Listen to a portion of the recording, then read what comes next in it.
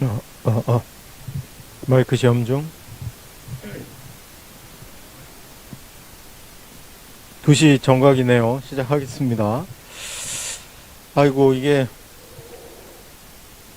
그래도 예비반 모집할 때는 어머님도 얼굴을 볼 줄 알았는데, 언제 뵙고 설명할지 모르겠네요. 그래서, 어쨌든 앞으로도 온라인으로라도 지속적으로 좀 입시 변화나 이런 걸 좀 정리를 해보려고 하는데, 어, 올해가 이제 올해가 마지막이고 내년 입시부터 다 변화되는 게 무지하게 많거든요. 그래서 그냥 관행적으로 우리가 하면 안 되고 좀 꼼꼼하게 짚어봐야 될 것들이 많습니다. 그래서 오늘은 그런 걸 중심으로 하는데 제가 이제 전반적인 걸 정리를 한번 하고 나면 우리 고승준 선생님이 나오셔가지고 논술 중심으로 한번 다시 정리를 할 거예요.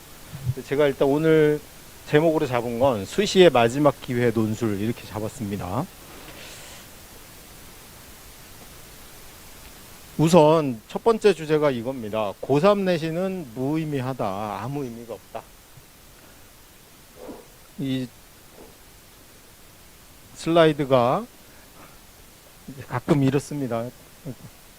고장난 거 아니니까 좀 보시면 큰 변화는 없을 거예요. 일단 고3 내신이 왜 무의미하냐라고 하면, 자, 이게 올해 고3 어떤 학생의 성적표입니다. 실제 성적표예요. 한번 볼게요. 이 친구는 중학교 때 영재고 가고 준비도 뭐 조금 손을 대고 이러면서 수학이랑 물리화학을 확실히 편식으로 하고 고등학교로 올라왔어요. 근데 이 친구는 내심으로는 의대가 목표였습니다. 근데 수학과학 편식을 하다 보니까 성적이 1학년 때 성적이 이렇게 나왔어요. 1학년 1학기 때 보니까 국어가 2등급이고 수학은 당연히 1등급이고 영어 3등급. 영어 한 2개 틀리면 3등급 나옵니다. 해보셔서 아시겠지만. 그리고 한국사 3등급, 통합사회 3등급.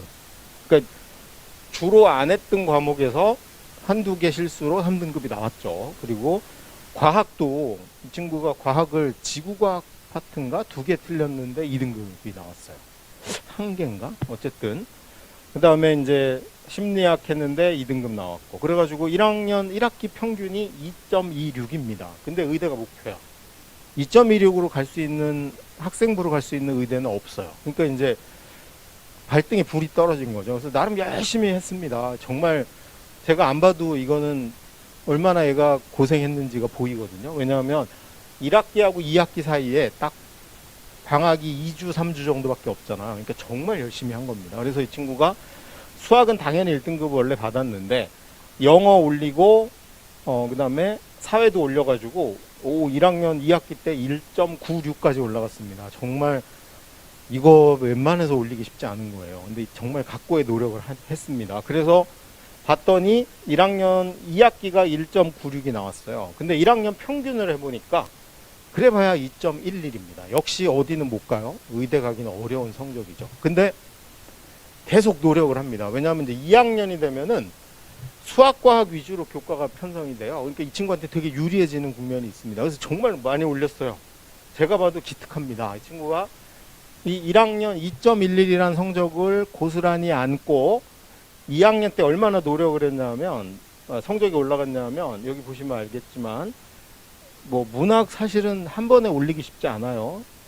확통 이거 실수해서 2등급 나왔습니다. 근데 물리화학은 압도적 1등 받았고 생물도 2개 틀렸는데 3등급 받은 거예요. 그러니까 이 친구 입장에서는 정말 노력을 했죠. 그래서 1.85가 나왔고 2학년 1학기는 1.74까지 올립니다. 정말 많이 올린 거예요. 그래서 2학년 평균이 1.8까지 올렸어요. 근데 1학년 때 받아놓은 게 있어서 평균을 해보니까 1.95입니다. 잘 아시겠지만 1.95의 성적으로 갈 만한 의대는 가천대나 경북대 정도를 질러보는 거 정도가 남아있어요. 그래서 이제 이 친구는 어떻게 해야 되죠? 지금 고2야 이제. 내년에 고3입니다. 이 친구 어떻게 해야 돼요? 의대가 목표인데. 내신에 몰입을 해야 될까요? 아니면 내신을 버리고 다른 길을 찾아야 될까요? 저는 다른 길을 찾아야 된다가 제 입장입니다. 그래서 이 친구 고3 성적을 우리가 미리 예상을 한번 해볼게요. 자, 고3이 됐어요. 고3이 됐는데 문제는 고3 1학기는 내신에서 뒤집을 만한 과목이 없다는 겁니다. 뭐냐면 전부 다 진로 선택이야. 진로 A, 진로 A. 그 다음에 사회문제 탐구, 화투, 생투 다 A 받고 다 A를 받았다 쳐도 등급으로 나오는 건 화법작문 하나, 물론 이 학교에서는 화작이랑 언어와 매체 중에 하나를 선택할 수 있습니다. 근데 시바국어는 진로죠. A야. 그러니까 이 친구가 내신으로 뒤집을 수 있는 단위 수는 11단위밖에 안 남아 있습니다. 그래서 이 친구가 올 1등급을 받았음에도 불구하고 그래서 3학년 1학기 올 1이에요. 근데 얼마 올라갔냐면 1.85니까 딱 0.1 올라갔습니다. 0.1. 근데 이 친구가 아이씨 난 몰라. 이걸로 솔직히 이걸로 의대 가기 만만치는 않잖아요. 그러니까 에이, 나는 정시나 논술 중심으로 확실히 의대 갈 전략을 짰어. 그래갖고 내신을 어영부영했어요. 올 3을 받아. 3, 3, 3, 3. 그랬더니 3학년 평균이 3등급이에요. 근데 1, 2학년 거랑 합해보니까 2.06입니다. 역시 0.1 떨어집니다. 그러니까 3학년 1학기 내신이 갖고 있는 파괴력은 거의 없는 거예요. 그래서 2학년 2학기까지 내가 받아놓은 성적으로 학생부로 갈 수 있는 거가 이미 정해진 겁니다. 거의 정해진 거예요. 그래서 그거를 어떻게 판단하냐의 문제가 되게 중요한 거죠. 그래서 첫 번째 주제로 제가 3학년 때는 절대 내신에 몰입하면 안 됩니다. 내신에 몰입할 애들은 뭐 1등부터 한 5, 6등 정도 확실히 그 성적으로 의대를 확실히 갈 수 있다. 이렇게 판단되는 학생 정도인 거죠. 근데 문제 의대가 아니고 서울대다. 그러면 이 친구는 서울대는 갈 수 있겠죠. 서울대가 목표면 학생부를 노릴 수 있습니다. 근데 의대다 그러면 안 되는 거죠. 그래서 자기 목표하고 내가 앞으로 3학년 때 무슨 공부를 할 건가는 2학년 2학기 성적까지로 거의 결정이 나 있다고 보셔야 돼요. 이게 선배들하고 다른 겁니다. 작년에는 이게 전부 다 등급으로 나온 거예요. 그러니까 만약에 3학년 때 5, 1등급 받았으면 이게 어디까지 올라가냐면 한 1.76까지도 올라갈 수 있었어요. 그럴 기회가 이제 사라진 겁니다. 그거 꼭 명심하셔야 되고요. 자, 그래서 의대 진학의 마지막 기회는 이게 전국에서 의대 모집하는 겁니다. 근데 여기 보시면 알겠지만 정시 비율이 47%예요. 그리고 수시가 53%밖에 안 되고 의대 모집 인원이 2,200명이죠. 원래 우리 3,000명으로 알고 있잖아요. 그럼 나머지는 어디 간 거야? 800명. 그 800명이 무슨 전형이냐 하면 지역인재 전형이거나 사회배려 전형입니다. 그래서 서울이나 수도권 애들은 갈 수 없는 거예요. 그래서 그걸 뺀 겁니다. 요거는 수도권 애들이 진학이 가능한 의대만 제가 한번 쭉 발라낸 거예요. 그랬더니 솔직히 2,200명 중에 정시가 제일 많아요. 1,032명이고 그 다음이 학생부 학교장 추천이 131명이고 교과 전형 내신 등급만으로 가는 게 356명이고 학생부 종합전형 강남 애들이 그나마 노려볼 만한 학종이 561명밖에 안 됩니다. 그리고 논술이 120명. 근데 아까 말씀드렸듯이 1등급이 넘어간 친구들은 이 둘 다 노리기 어렵죠. 그런 측면에서 우리가 남아있는 마지막 기회는 이 논술이라고 수시에서는. 근데 이제 하나 장점이 있죠. 이과에서 논술은 수리 논술과 과학 논술이 이어서 수능 과목하고 일치가 된다는 거예요. 그런 측면에서 내신에 내가 힘을 쓸 건지 아니면 수능에다 힘을 쓰고 논술을 겸해서 할 건지 이런 것에 대한 판단을 잘 해봐야 된다. 그게 이제 의대 가는 마지막 기회라고 제가 말씀드린 거고 이게 의대 학생부 입시 결과입니다. 제가 그 어디 가라고 잘 아시겠지만 그 자료에서 다 뽑아봤어요. 그랬더니 일단 서울권이죠. 서울대부터 한양대까지 봤더니 뭐 서울대는 뭐 어차피 1, 2등 안에 못 가니까 됐고 연대도 학교장 추천은 1.1x가 이게 70% 컷이에요. 그리고 학종의 경우도 1.1x로 똑같습니다. 그러니까 연대는 뽑는 인원이 서울대보다 적잖아요. 서울대 가는 것보다 연대 가기가 만만치 않은 겁니다. 그 다음이 성대는 아예 비율로 발표를 했기 때문에 등수도 나와 있어요. 왜냐하면 성대가 원래 25명 뽑는데 추가 합격이 35명이 있었어요. 그래서 60등까지가 된 겁니다. 그러니까 성대는 1차에서 3배수 뽑으니까 1차에서 75명이 1차 통과하는데 그 중에 60등까지가 합격한 거예요. 그러면 35명의 추가 합격은 왜 나왔어요? 성대 내내가 1등이 된 거죠. 6장 쓰니까.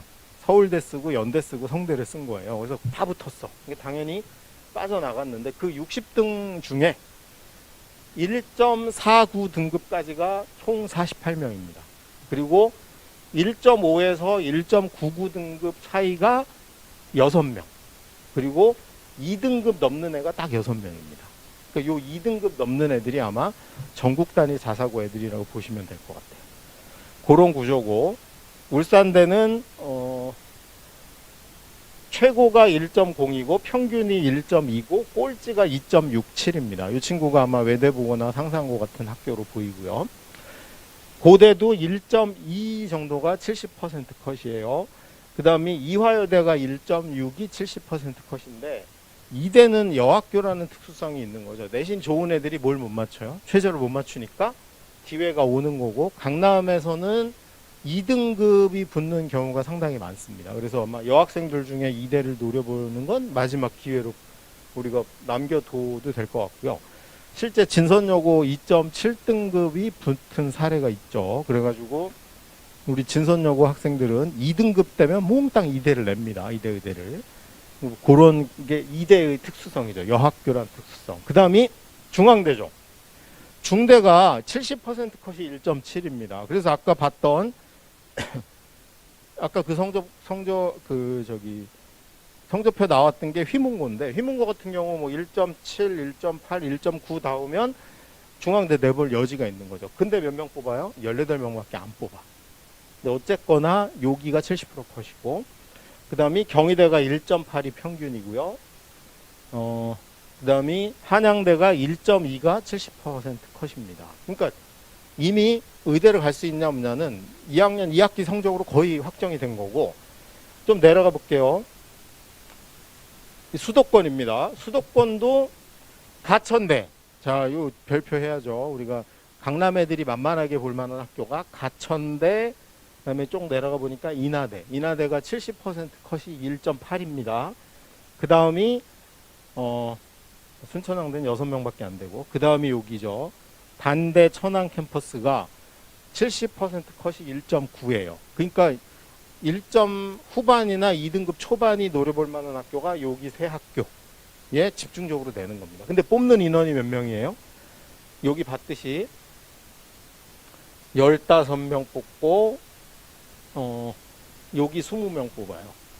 그러니까 실제로 내볼 수는 있지만 붙는다는 보장은 없는 거예요. 확실하지 않은 카드인데 그래도 6장이 있으니까 그냥 던지기 식으로 던져보는 거지. 내가 지금 2.1인데 0.1이라도 올려가지고 가천대를 꼭 가야지. 이거는 입시 목표가 아닌 겁니다. 예를 들면 수능은 내가 공부해서 1점이 올라가면 갈 수 있어. 논술도 한 문제를 더 맞추면 갈 수 있어. 근데 이거는 성적을 올린다고 되는 게 아니에요. 왜냐하면 2.2가 70% 컷이니까 이거보다 성적이 넘는 애들이 20명 중에 몇 명이야? 5명쯤 있는 거예요. 5명. 근데 전국에 1,700개 학교가 저걸 노리고 있는데 학생부로 이것만을 목표로 노린다는 건 말이 안 됩니다. 그래서 1등급 후반이나 2등급 초반 학생이 학종으로 의대 간다 생각해서 뭐 독서를 하거나 뭐 이렇게 사실은 시간을 허비하는 건 저는 말도 안 되는 전략이라고 생각합니다. 그다음 마지막 지방으로 가보면 학종이 멸종되기 시작하죠. 거의 없어요. 지방 가면은 거의 없고 경북대가 10명 뽑습니다. 10명인데 얘네가 내신이 되게 안 좋죠. 이게 50% 컷이 2.3이고 70% 컷이 2.6입니다. 당연히 경북대는 어느 학교 애들을 선호하는 거예요? 경북대는 뭐 의심의 여지 없이 학교 이름만 보고 뽑는다. 그래서 강남 애들이 무지하게 됩니다. 근데 강남의 2등급대가 이걸 다 낸다고 뽑아줄 여지는 없다는 거죠. 그래서 내가 된다는 보장이 없어요.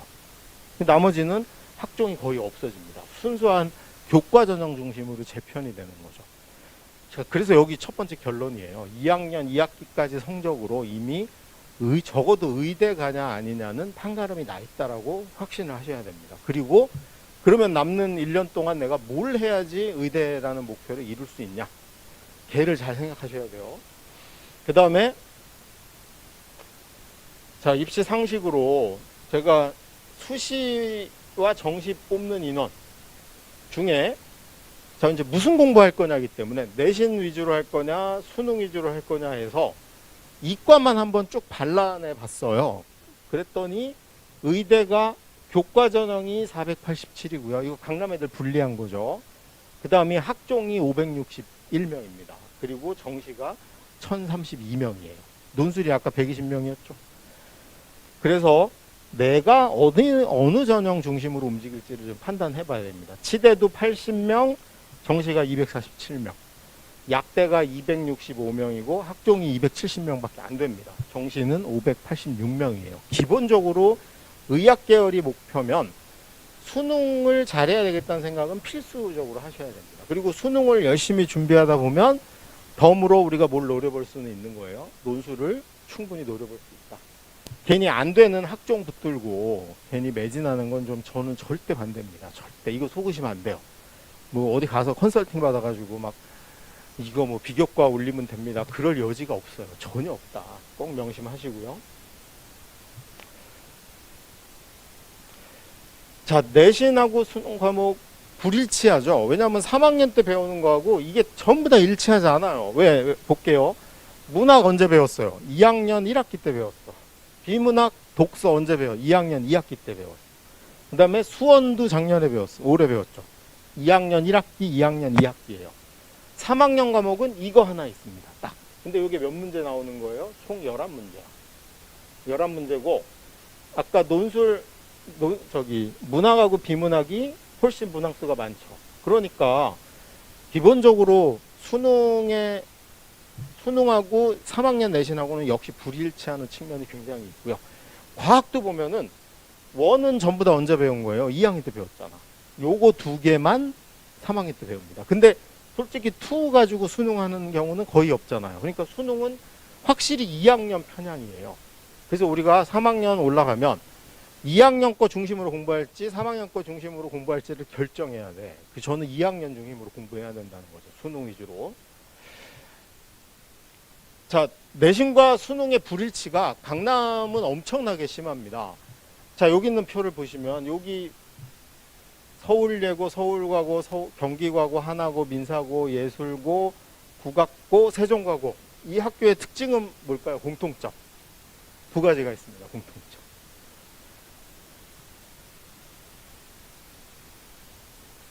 뭐가 공통점일까요? 한마디로. 와, 센 학교네요. 센 학교 맞죠? 첫 번째 공통점은 수시로 대학을 간다는 겁니다. 이 학교는 수시로만 대학. 여기 있는 건 서울대 입시 결과입니다. 작년도 거예요.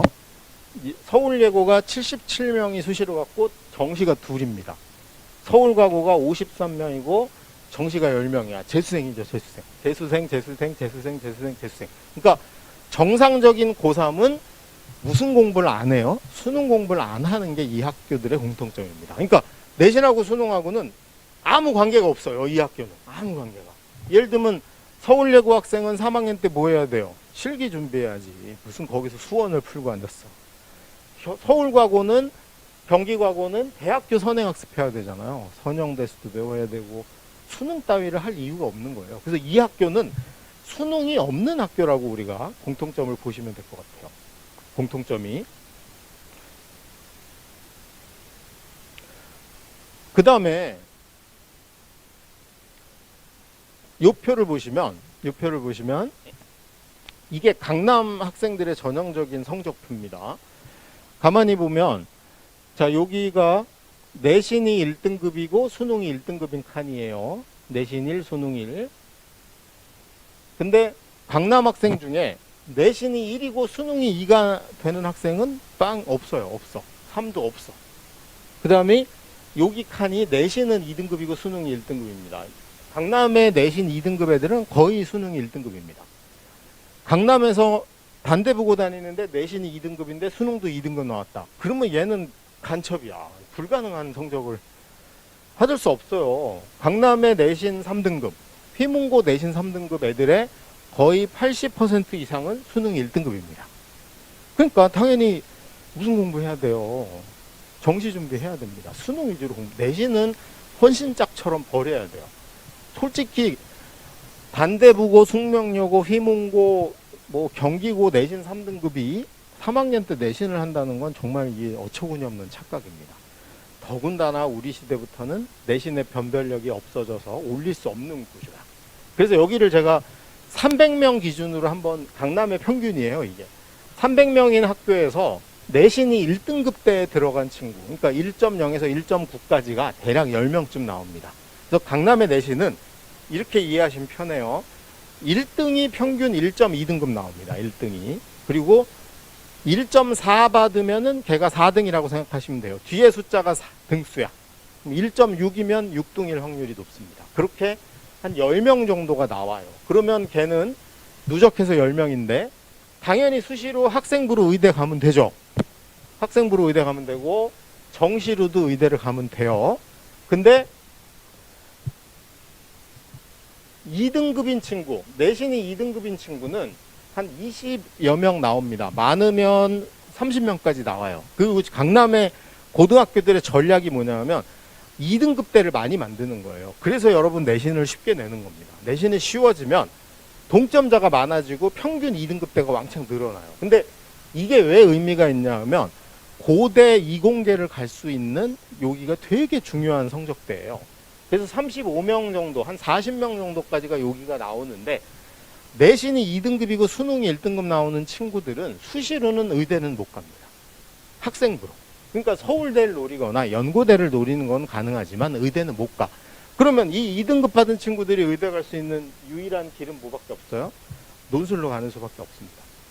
그래서 내신이 2등급인 친구들이 의대를 목표로 한다 그러면 논술이 유일한 전략인 거고, 서울대를 노린다 그러면 내신으로 도전을 해봐도 돼요. 근데 가능성이 높지는 않습니다. 왜냐하면 강남도 서울대를 수시로 가는 게 10명 이상 가는 학교가 하나도 없어요. 서울고가 경기고가 가끔 10명을 넘기긴 하나 나머지는 전부 다 5명 안팎입니다. 그러니까 2등급이 넘는 애가 가기는 만만치는 않아요. 그 다음에 뭐 연고대는 좀 이따 다루기도 하고요. 그 다음에 정시로는 의대를 갈 수 있죠. 수능이 1이니까. 3등급인 친구들이 한 50명 됩니다. 무지하게 많아요. 얘네들이 고대를 가냐 마냐가 이제 경계에 있는 애들인 거고요. 얘네들도 의대 가려면 논술밖에 기회가 없습니다. 그래서 수시로 그러면 요 2등급 대나 3등급 대 친구들이 수시로 노릴 거는 의대를 노린다 그러면 논술로 노려야 되고 안 그러면 정시로 노려야 되는 거죠. 근데 여기서 내신도 하면서 우왕좌왕 하다가 수능 등급 못 맞춰서 떨어질 가능성이 굉장히 높은 거죠. 자, 우리가 기본 숫자 한번 외워야 됩니다. 일단 이과 고3이 10만 명 정도 됩니다. 여러분 학년에 해당되는 애들이. 그리고 내신이 1등급대가 전국적으로 한 3,000에서 4,000명 정도 되는 거고요. 2등급대가 한 7,000명 정도 선입니다. 그러니까 요게 의대 정원이잖아요. 3,000명. 그리고 고3 중에 문이과를 합하면 한 30만 명 정도가 되는 거고, 여기가 한 10,000명 정도, 9,000에서 10,000명 정도가 1등급이 나오는데, 이과가 더 희소성이 높죠. 그리고 한 27,000 정도가 2등급 때 내신을 끊고 있습니다. 그리고 재수생이 한 10만에서 13만으로 예상이 되는데, 그 중에 이과생이 한 5만 명 정도 됩니다. 여기서 이과생이란 건 수학에서 기하 아니면 미적분을 선택할 친구들이에요. 그러니까 옛날식으로 하면 수리 가형을 본 친구들이 한 5만 명쯤 합류해서 수능을 보게 되면 국어나 영어나 한국사는 40만 명이 보는 거고, 이과 수학은 15만 명쯤 보고 8,000에서 9,000명 정도가 1등급을 받습니다. 그러면 솔직히 이게 강남이 아니더라도 우리가 뭘 생각해 볼 수 있어요. 내신에서 1등급 받는 것보다 이과 수학을 1등급 받는 게 훨씬 수월합니다. 훨씬. 아까 우리 그러니까 단대부고나 휘문고나 이런 학교에선 내신 3등급인 친구들이 수능을 1등급을 받는 거예요. 자, 요걸 바탕으로 이제 구체적으로 모집 인원을 한번 알아보겠습니다. 자, 요 표 하나로 제가 싹 정리를 해봤는데요. 자, 여기 보시면 일반고가 우리나라에 1555개가 있어요. 원래 57개였는데 2개 학교가 없어졌나 봐요. 줄었고, 자공고라고 자립형 공립고등학교가 112개고 자사고가 42개인데 이 중에 10개가 전국 자사고입니다. 그리고 영재학교 과고가 8개, 20개 있어요. 학교가 총 합하면 1737개입니다. 전교 1등만 1737명 있는 거예요. 이과만. 그리고 2등까지가 3474명이고 5등까지가 무려 8685명이 전교 5등의 성적을 갖는 거예요. 그리고 여기에 우리가 내신하고 수능으로 갈 수 있는 애들을 제가 한번 쫙 뽑아봤더니 의대가 아까 487, 561, 정시가 1032명 확인했었죠. 그래서 보니까 약대까지 265, 270, 586이고요. 약대하고 한의대 사이에 아마 연고대 조은과가 들어갈 거예요. 그래서 이게 커트라인 순서라고 보시면 될 것 같아요. 서울대가 이과만 직윤이라고 부르죠. 그걸로 470명, 일반 전형으로 1078명을 뽑습니다. 근데 이 서울대는 이 1078명 중에 영재고 과고 애들 400명을 TO로 두고 있어요. 그러니까 실제로 강남 애들이나 자사고 애들이 갈 수 있는 건 한 600장 정도 TO가 있다고 보시면 되고, 정시가 658명이고요. 연대가 355명, 학종이 369명밖에 안 돼요. 연대가 무지하게 학종이 적습니다. 그래서 솔직히 연대를 학종으로 가겠다고 생각하는 건 정말 어처구니 없는 목표예요. 강남이든 자사고든 강남이 아닌 학교이든 간에 연대 학종은 너무 적어요. 그래서 우리가 서울대 간에는 흔히 만나는데 연대를 학종으로 간에 만나기가 되게 힘든 겁니다. 고대가 학종이 좀 많죠. 553명이고요. 그 다음에 한의대가 94명, 수의대가 76명 이렇게 뽑습니다. 그래서 이과로 보면 요까지 나눠보면 수의대까지가 학생부 교과나 학교장 추천으로 가는 애들이 2254명이고 학종이 3132명이고 정시가 4347명입니다. 그래서 9733명이에요. 여기 거의 일치하죠. 이 안에 드는 애들이 여기를 나눠 갖는 겁니다. 물론 이제 여기서 과고 애들이나 영재고 애들이 여기에 안 나와 있는 카이스트나 포항공대나 이런 데 가는데 거긴 인원이 워낙 적기 때문에. 그 다음에 조금 늘려보면 서성안까지 하면은 13,000명으로 늘어납니다. 그리고 여기 보면 한 6등, 7등 정도까지가 산술적으로 갈 수 있다고 생각하시면 되겠죠. 자, 의대부터 한번 다시 볼게요. 의대 모집 인원을 학교별로 논술까지 넣어서 한번 다시 체크해 보겠습니다. 서울대, 연대, 성대가 논술이 없죠. 카톨릭 의대가 20명을 논술로 뽑고 울산대가 12명, 그 다음에 중대가 18명, 그 다음에 경희대가 15, 한양대가 8, 아주대, 인하대가 이렇게 10명 단위 정도로 뽑습니다. 그래서 한 10명에서 20명 사이로 논술을 뽑는 게 주로 어디에 몰려 있냐면 서울과 수도권 지역에 몰려 있어요. 그 다음에 이걸 제외하고 나면 학종으로 보면 한 학교당 많이 뽑는 게 서울대가 제일 많아요. 65명.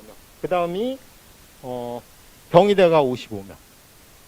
그러니까 한 학교에서 같은 의대를 2명, 3명 가는 건 불가능한 겁니다. 근데 논술은 가요. 옛날에 고대를 휘문고가 논술로만 5명 이렇게 간 적도 있거든요.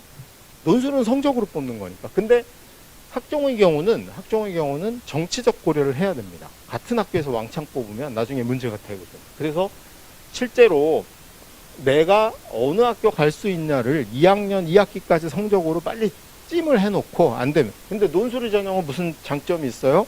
내신하고 무관한 거죠. 내신하고 무관하니까 내신이 조금 떨어지는 한이 있어도 여기 수시의 마지막 기회를 노리는 건 좋은 거고. 그 다음에 저는 이 말씀을 드리고 싶어요. 우리 애가 솔직히 의대는 못 갈 실력이어도 약간 허영심을 넣어야 된다고 생각합니다. 공부를 해야 되니까. 그래서 대부분 우리 의대로 논술을 노려보자고 꼬셔가지고 그러면 수능과 논술을 동시에 할 수 있어요. 왜냐하면 최저를 맞춰야 되니까. 그래서 애들 보고 야 지방의대라도 가는 게 짱이니까 요즘 취업도 안 되니 그래가지고 꼬셔가지고 논술은 사실 약간 미끼 성향이 있고 수능 열심히 최저 맞추자고 꼬셔가지고 혹시 의대가 떨어지더라도 정시로 연고대 갈 수도 있습니다. 그리고 솔직히 연대 논술은 강남 애들은 웬만하면 붙을 확률이 높아요. 실력에서 격차가 너무 커. 그런 측면에서 저는 의대 논술을 약간 아이들 공부하는 동기부여로 활용하는 건 되게 좋은 거라고 봅니다. 지방의대로 가보면 여기가 제주의대까지 답니다. 논술이 있는 게 경북대 하나 있어요. 부산대가 논술이 있긴 한데 이놈의 부산대는 그 논술 전형도 뭘로 넣어놨냐면 지역 인재로 넣어놨습니다. 그래서 부산 애들밖에 못 내. 그래서 경북대 의대밖에 없어요, 논술은.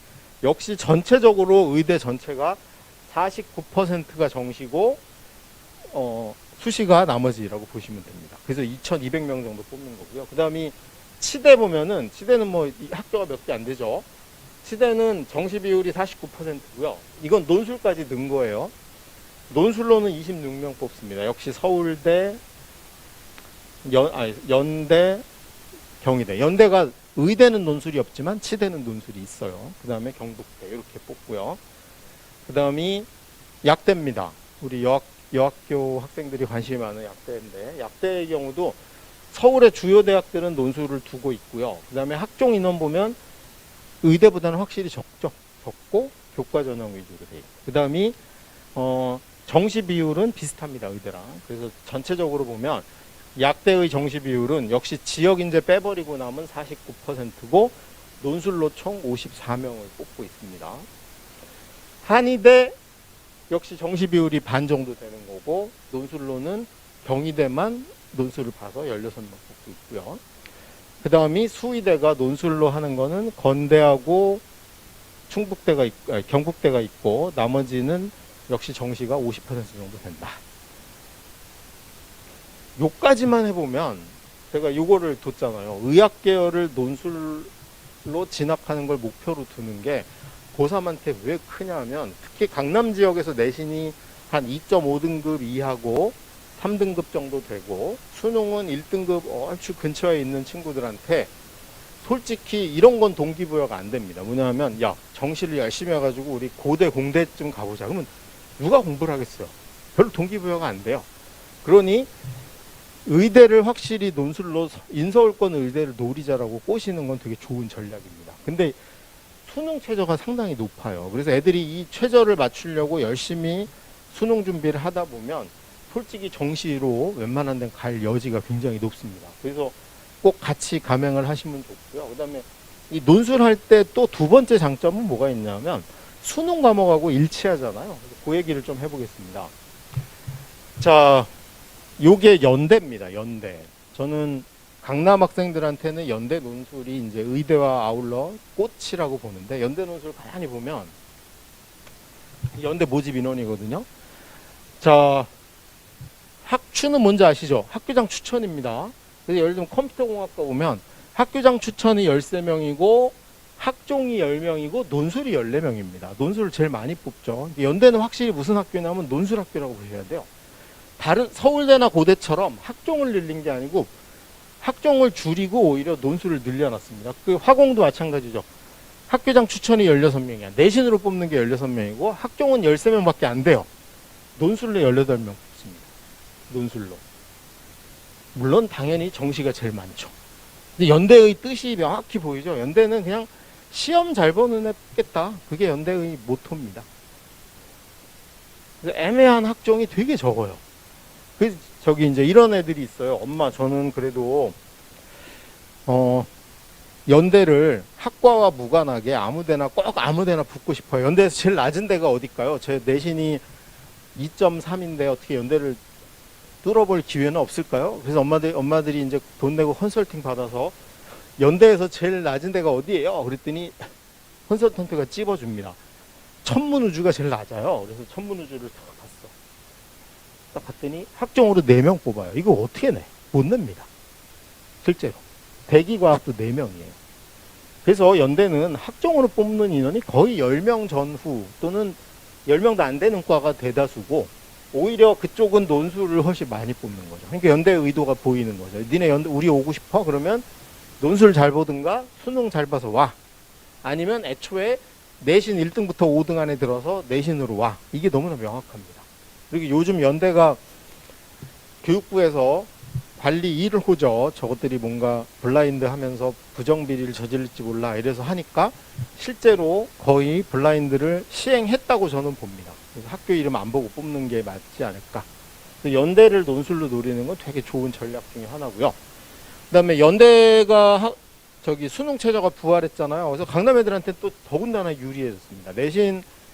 내신은 안 들어가. 빵 퍼센트에다가 수능 최저가 생겼고 수학과학 논술을 착실히 준비할 기회가 없는 애들하고 경쟁하는 이런 아주 사실은 약간 꽃놀이패 비슷한 거라고 보셔야 됩니다.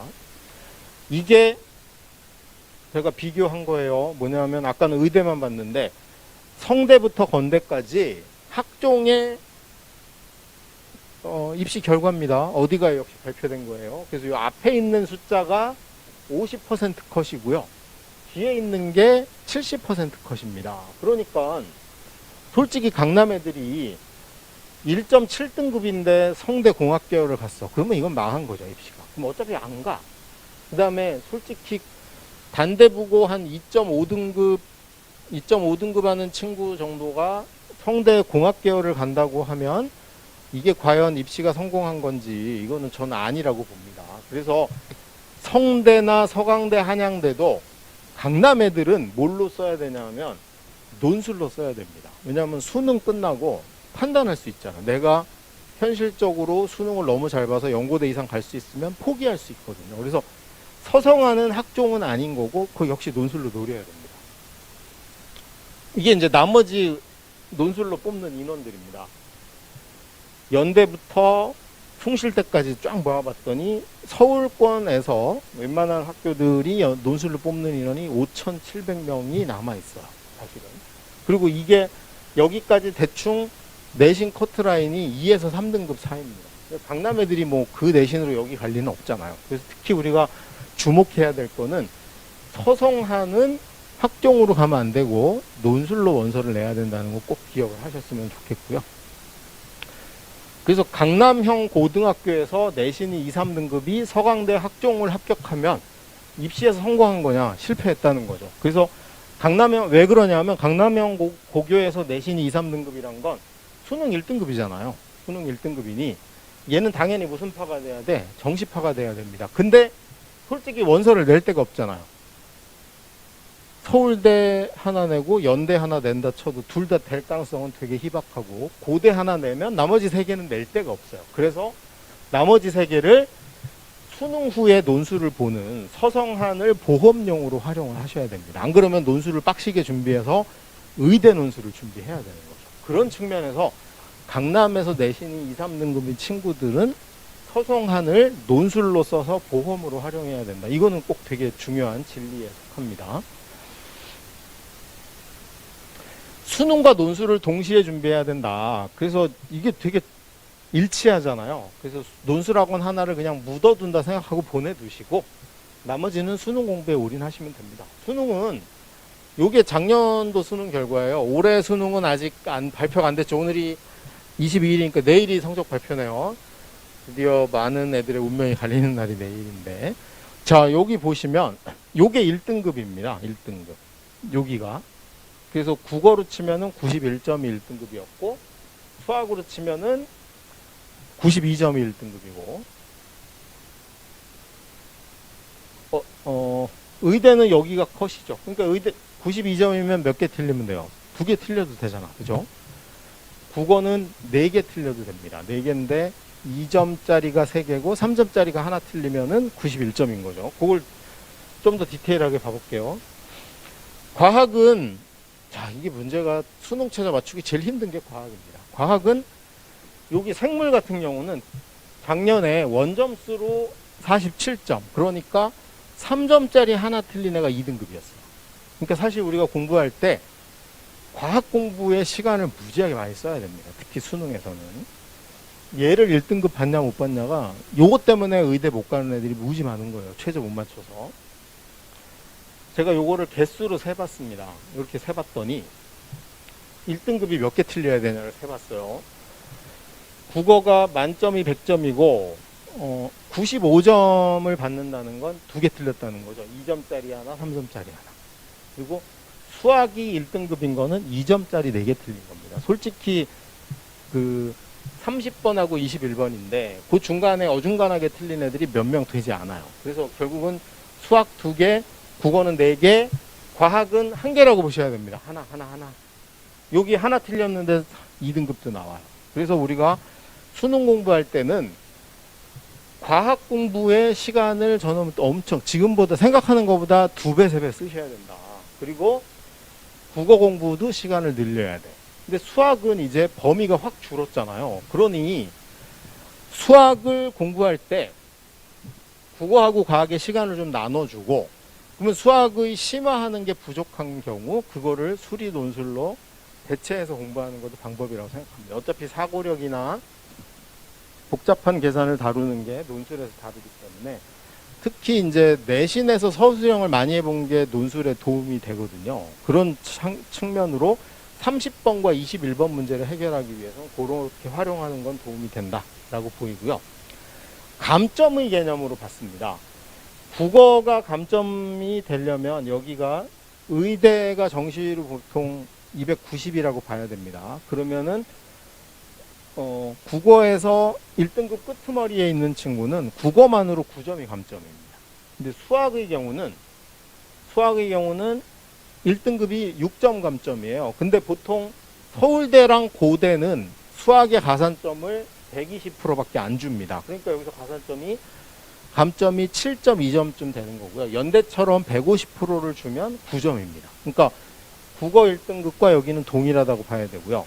그 다음에 과학이 왜 신경이 자꾸 제가 쓰이는 거냐면 얘네는 100분위로 깎이잖아요. 그러면 2등급을 받았다는 건 여기가 95%란 얘기잖아요. 그리고 생명과학 같은 경우는 한 개 틀렸는데 95%로 떨어지는 겁니다. 그럼 100분위가 몇 퍼센트 깎인 거야? 5% 깎였죠. 평균적으로 100분위 1%당 0.7, 0.6 정도 감점이 일어나니까 사실은 틀린 개수에 비해서는 감점의 폭이 상당히 큰 겁니다. 그런 측면에서 수능을 우리 역으로 봐서 몇 점이 감점되냐의 기준으로 보셔야 돼요. 그리고 자, 수학의 경우는 지금 미적이나 기하 중에 하나를 선택해야 되니까 공부할 범위가 확 줄었어요. 그러다 보니 수능 자체로만 보면 학습량을 약간 줄여도 상관없는 구조가 돼버렸습니다. 근데 애들은 본능적으로 수학을 조금 더 열심히 하게 돼 있는 거죠. 그래서 제가 이제 결론을 내려보면 수능 공부할 때 수학 공부하던 걸 약간 과학 쪽으로 넘겨서 얘를 좀 늘리는 거는 당연히 해야 된다. 그리고 의대 논술이나 연대 논술을 아이들한테 목표로 쥐어주고 뭘 맞추라고 하는 게, 수능 체제를 맞추라고 하는 게 수능 공부의 동기부여가 됩니다. 정말 막연하거든요. 그런 측면에서 저는 논술은 2가지 역할인 것 같아요. 하나는 수시로 갈 수 있는 마지막 기회를 준다는 거 하나랑, 그 다음에 수능 체절한 미끼를 통해 정시까지 노리는 좀 긴 안목을 갖게 하는 거. 그리고 우리가 여러분이 1세대거든요. 입시 바뀐 첫 세대인데 학종으로 대학을 간다는 환상에서 안 깨어나면 내신에 몰빵을 한다던가, 그 다음에 대학 가는데 전혀 쓸데없는, 큰 도움이 되지 않는 다른 일을 하다가 실제 가성비가 높은 건 어떤 의미인지 아시겠죠? 시간을 투자했을 때 성적이 올라가는 겁니다. 내신이 제일 가성비가 없는 거고요. 가성비가 제일 센 거는 사실은 논술입니다. 완전 까막눈이었던 애들이 논술을 2주만 들어도 쓸 줄 알게 돼요. 막 2달을 들었다. 그럼 한 번도 안 한 애하고의 가성비는 무지하게 큽니다. 2번째로 가성비가 큰 게 수능입니다. 그래서 지금 솔직히 수능까지 1년도 안 남았죠. 한 11달 남았습니다. 이런 시점에, 11달도 안 남았네요. 이런 시점에 가성비가 높은 것부터 좀 입시 대비를 하는 게 가장 현명한 판단이 아닐까 생각이 듭니다. 그래서 뒤에 이제 우리 오승준 원장님께서 논술 중심으로 하시는 거 잘 듣고요. 궁금한 게 있으면 더 찾아보시고, 그 다음에 제가 되게 디테일한 자료들을 많이 갖고 있으니까 궁금하시면 질문을 달아주시면 댓글로 올리겠습니다. 오늘은 저는 뭐 여기까지 하고요. 우리 오승준 선생님 모시도록 하겠습니다. 그 방에서 박수 한번 쳐주세요. 짝짝짝. 어서 오시죠.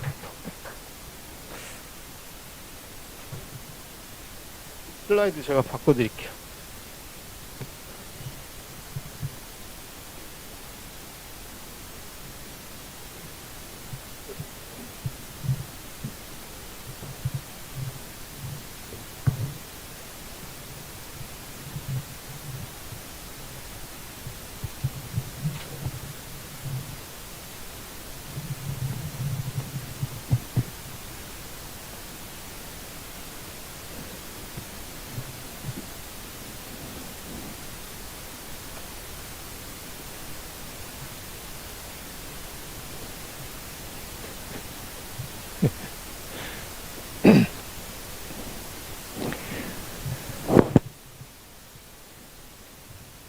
안녕하세요. 저 수리논술 오승준 선생님입니다. 제 간단한 프로필입니다. 예, 논증과 추론 학원 원장으로 있고요. 이투스 수리논술 대표 강사 2008년부터 12년까지 메가스터디 수리논술 1위, 메가스터디가 1위였던 시기입니다. 2013년부터 2020년까지 이투스가 인강에서 1위였던 시기에 이투스 수리논술 1위 이렇게 이제 수업을 해오고 있습니다. 제가 이거 완전 온라인 설명회는 오늘 처음인데,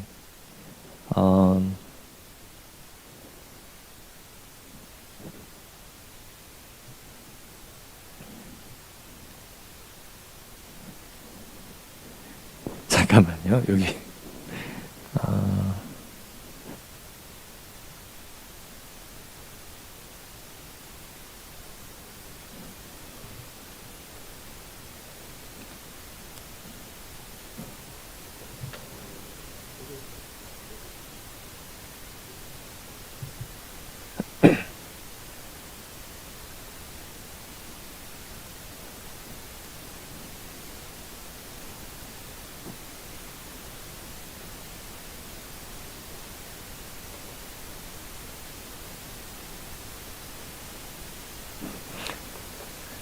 여기 어떻게 하면 내려가죠?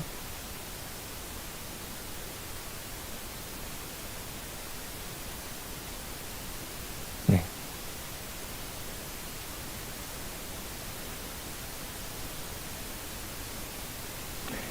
잠깐만 좀 조정을 하고 계속하겠습니다.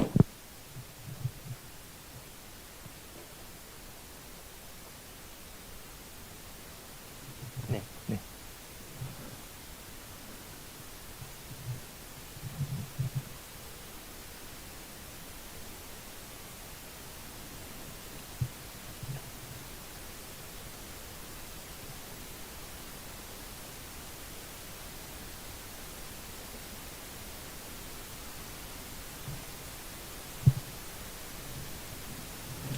이게 실시간 그 댓글창이 열려 있나요? 이제 설명을 진행을 하는 과정에서 이제 궁금한 점이 있으시면, 네, 질문을 올려주시면 제가 답변할 수 있는 부분은 설명회를 진행을 하면서 답변을 드리도록 하겠습니다.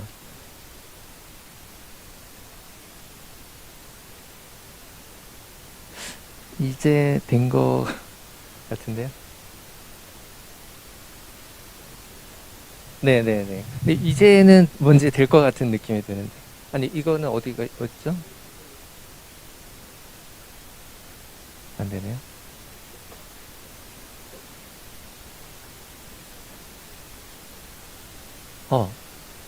네, 된대요.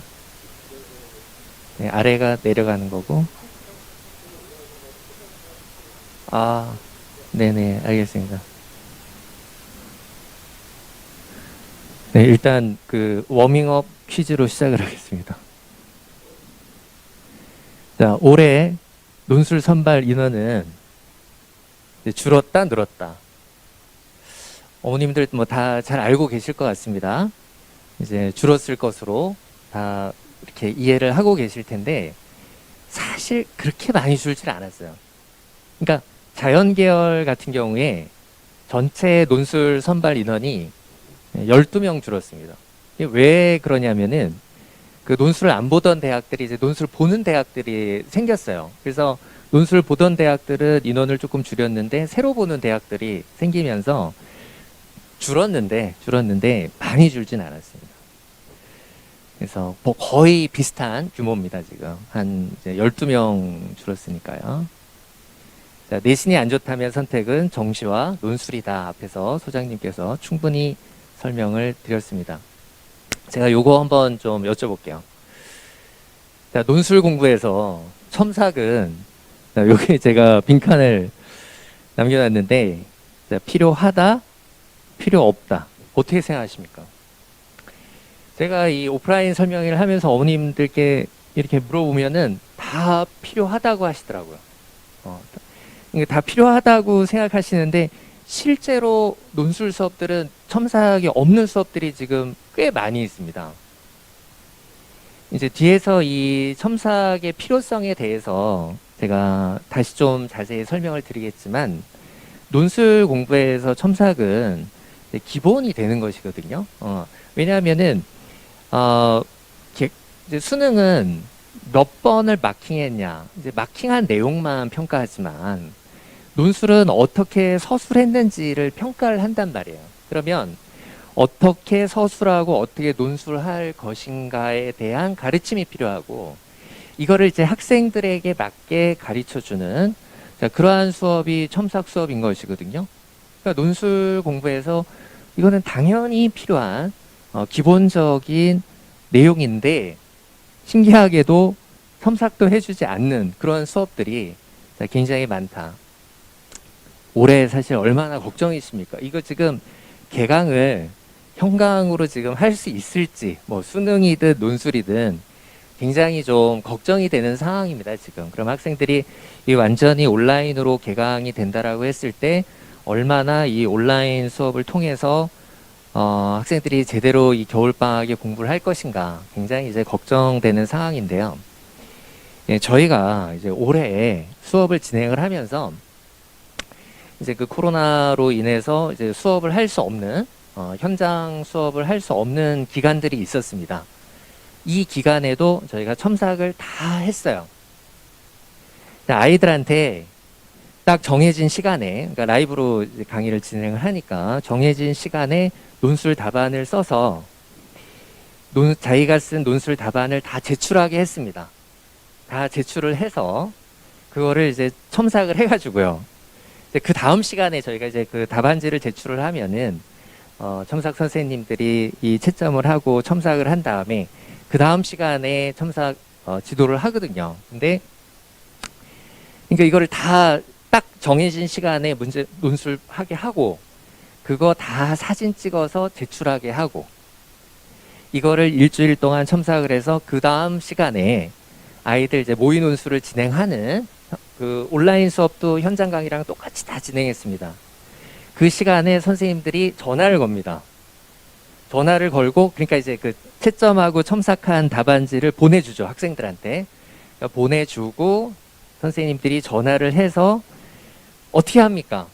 현장 강의를 못하게 하니까 이제 그런 상황에서는 그 이제 사진으로 그 첨삭한 내용을 보내준 다음에 그거를 같이 띄워놓고 컴퓨터 화면에 같이 띄워놓고 전화로 다 첨삭을 해줬습니다.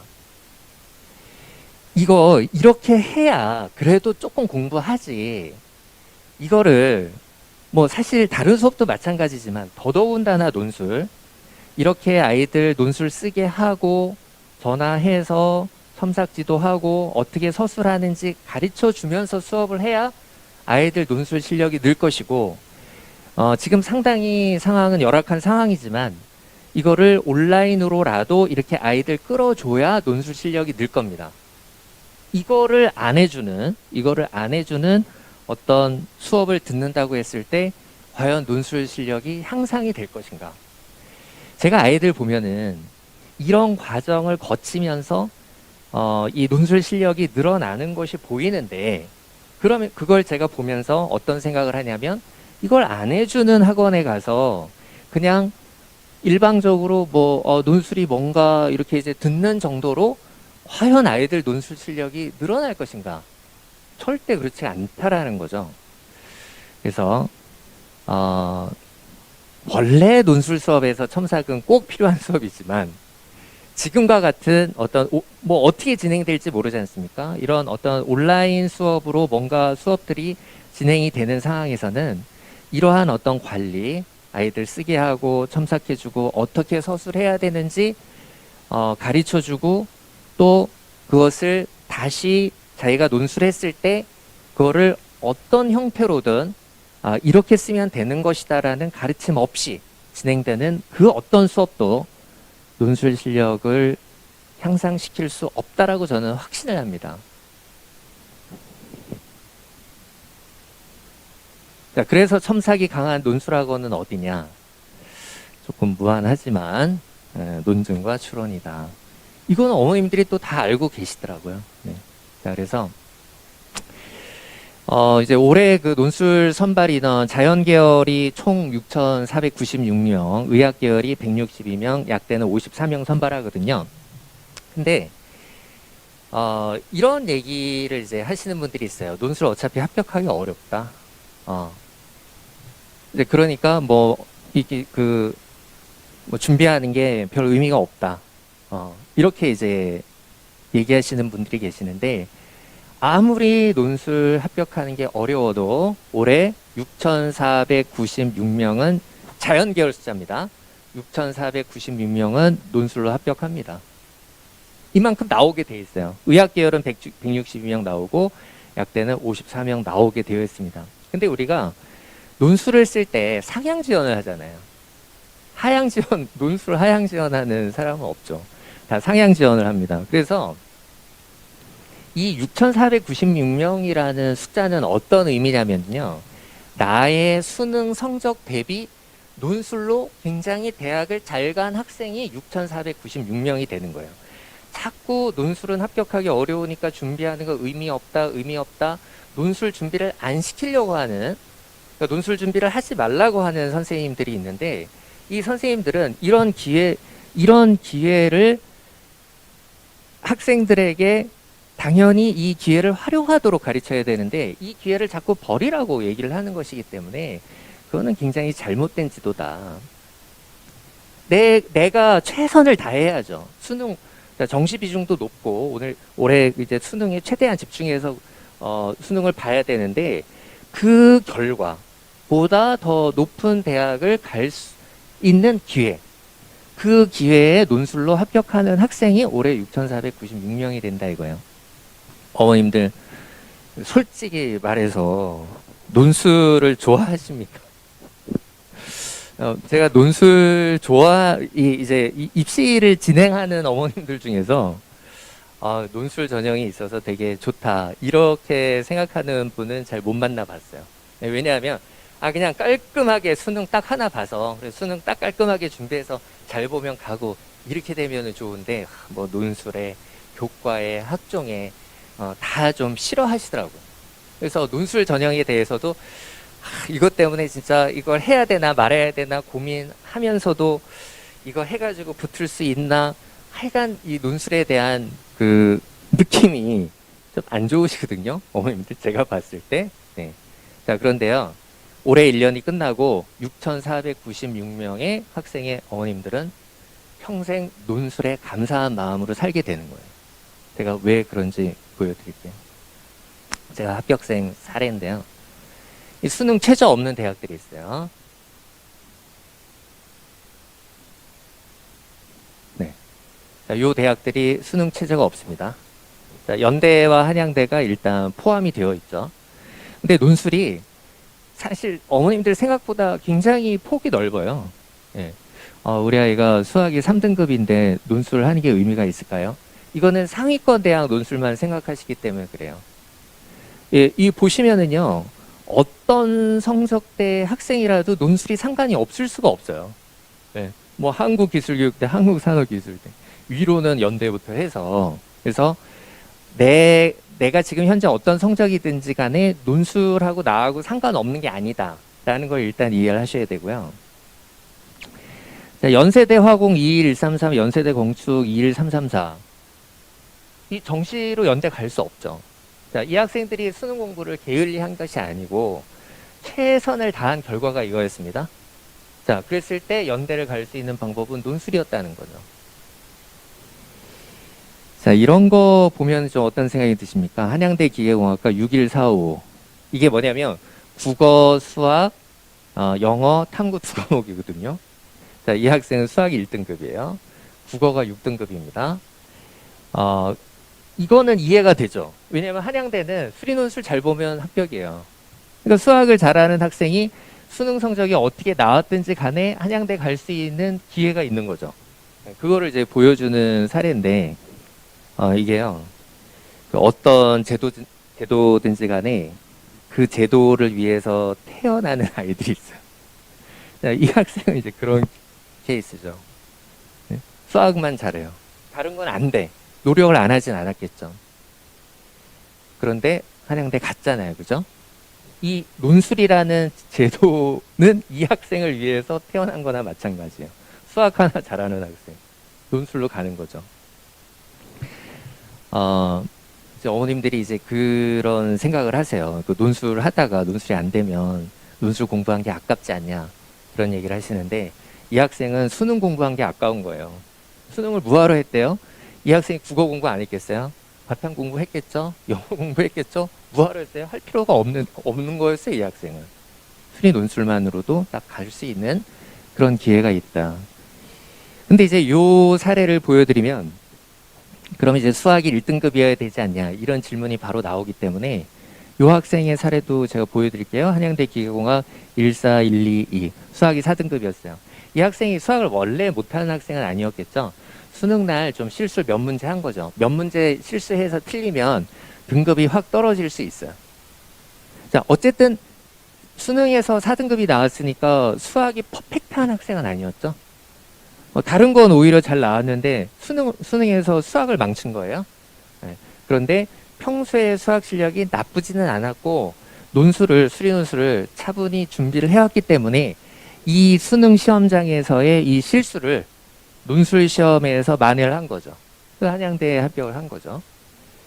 이런 어떤 기회들을 논술이 제공하기 때문에 우리가 논술 전형을 반드시 준비를 해야 된다라고 제가 말씀을 드리는 겁니다.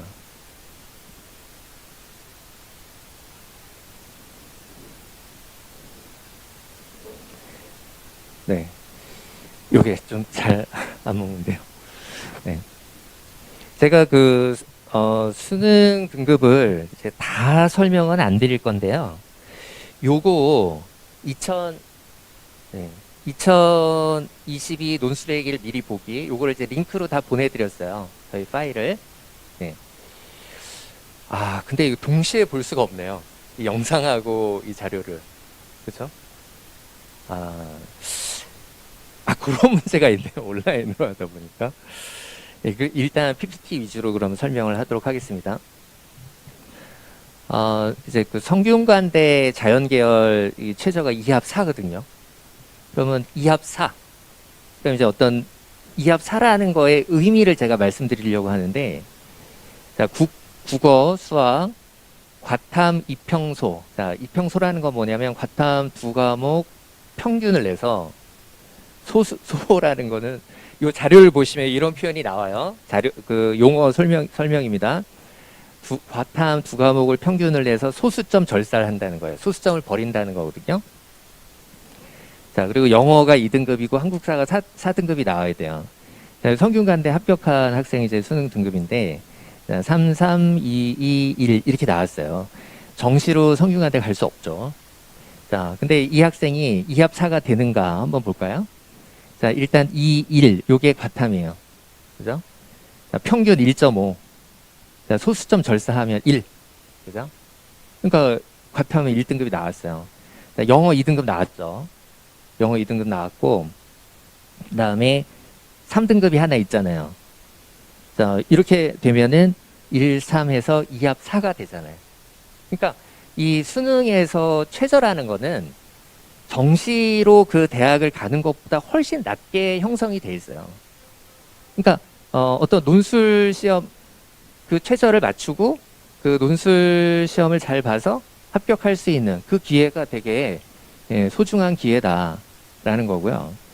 3함 6 대학들이 있는데 뭐 서강대, 중앙대, 이화여대.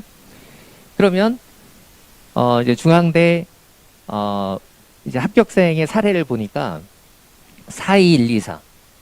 자, 여기 3함 6이 되나 한번 생각해 볼까요? 자, 과탐은 한 과목 보니까 2등급. 자, 영어 1등급. 자, 수학 2등급. 그러니까 이제 3합 5가 되어서 좀 남죠. 3합 6에서 조금 남아요.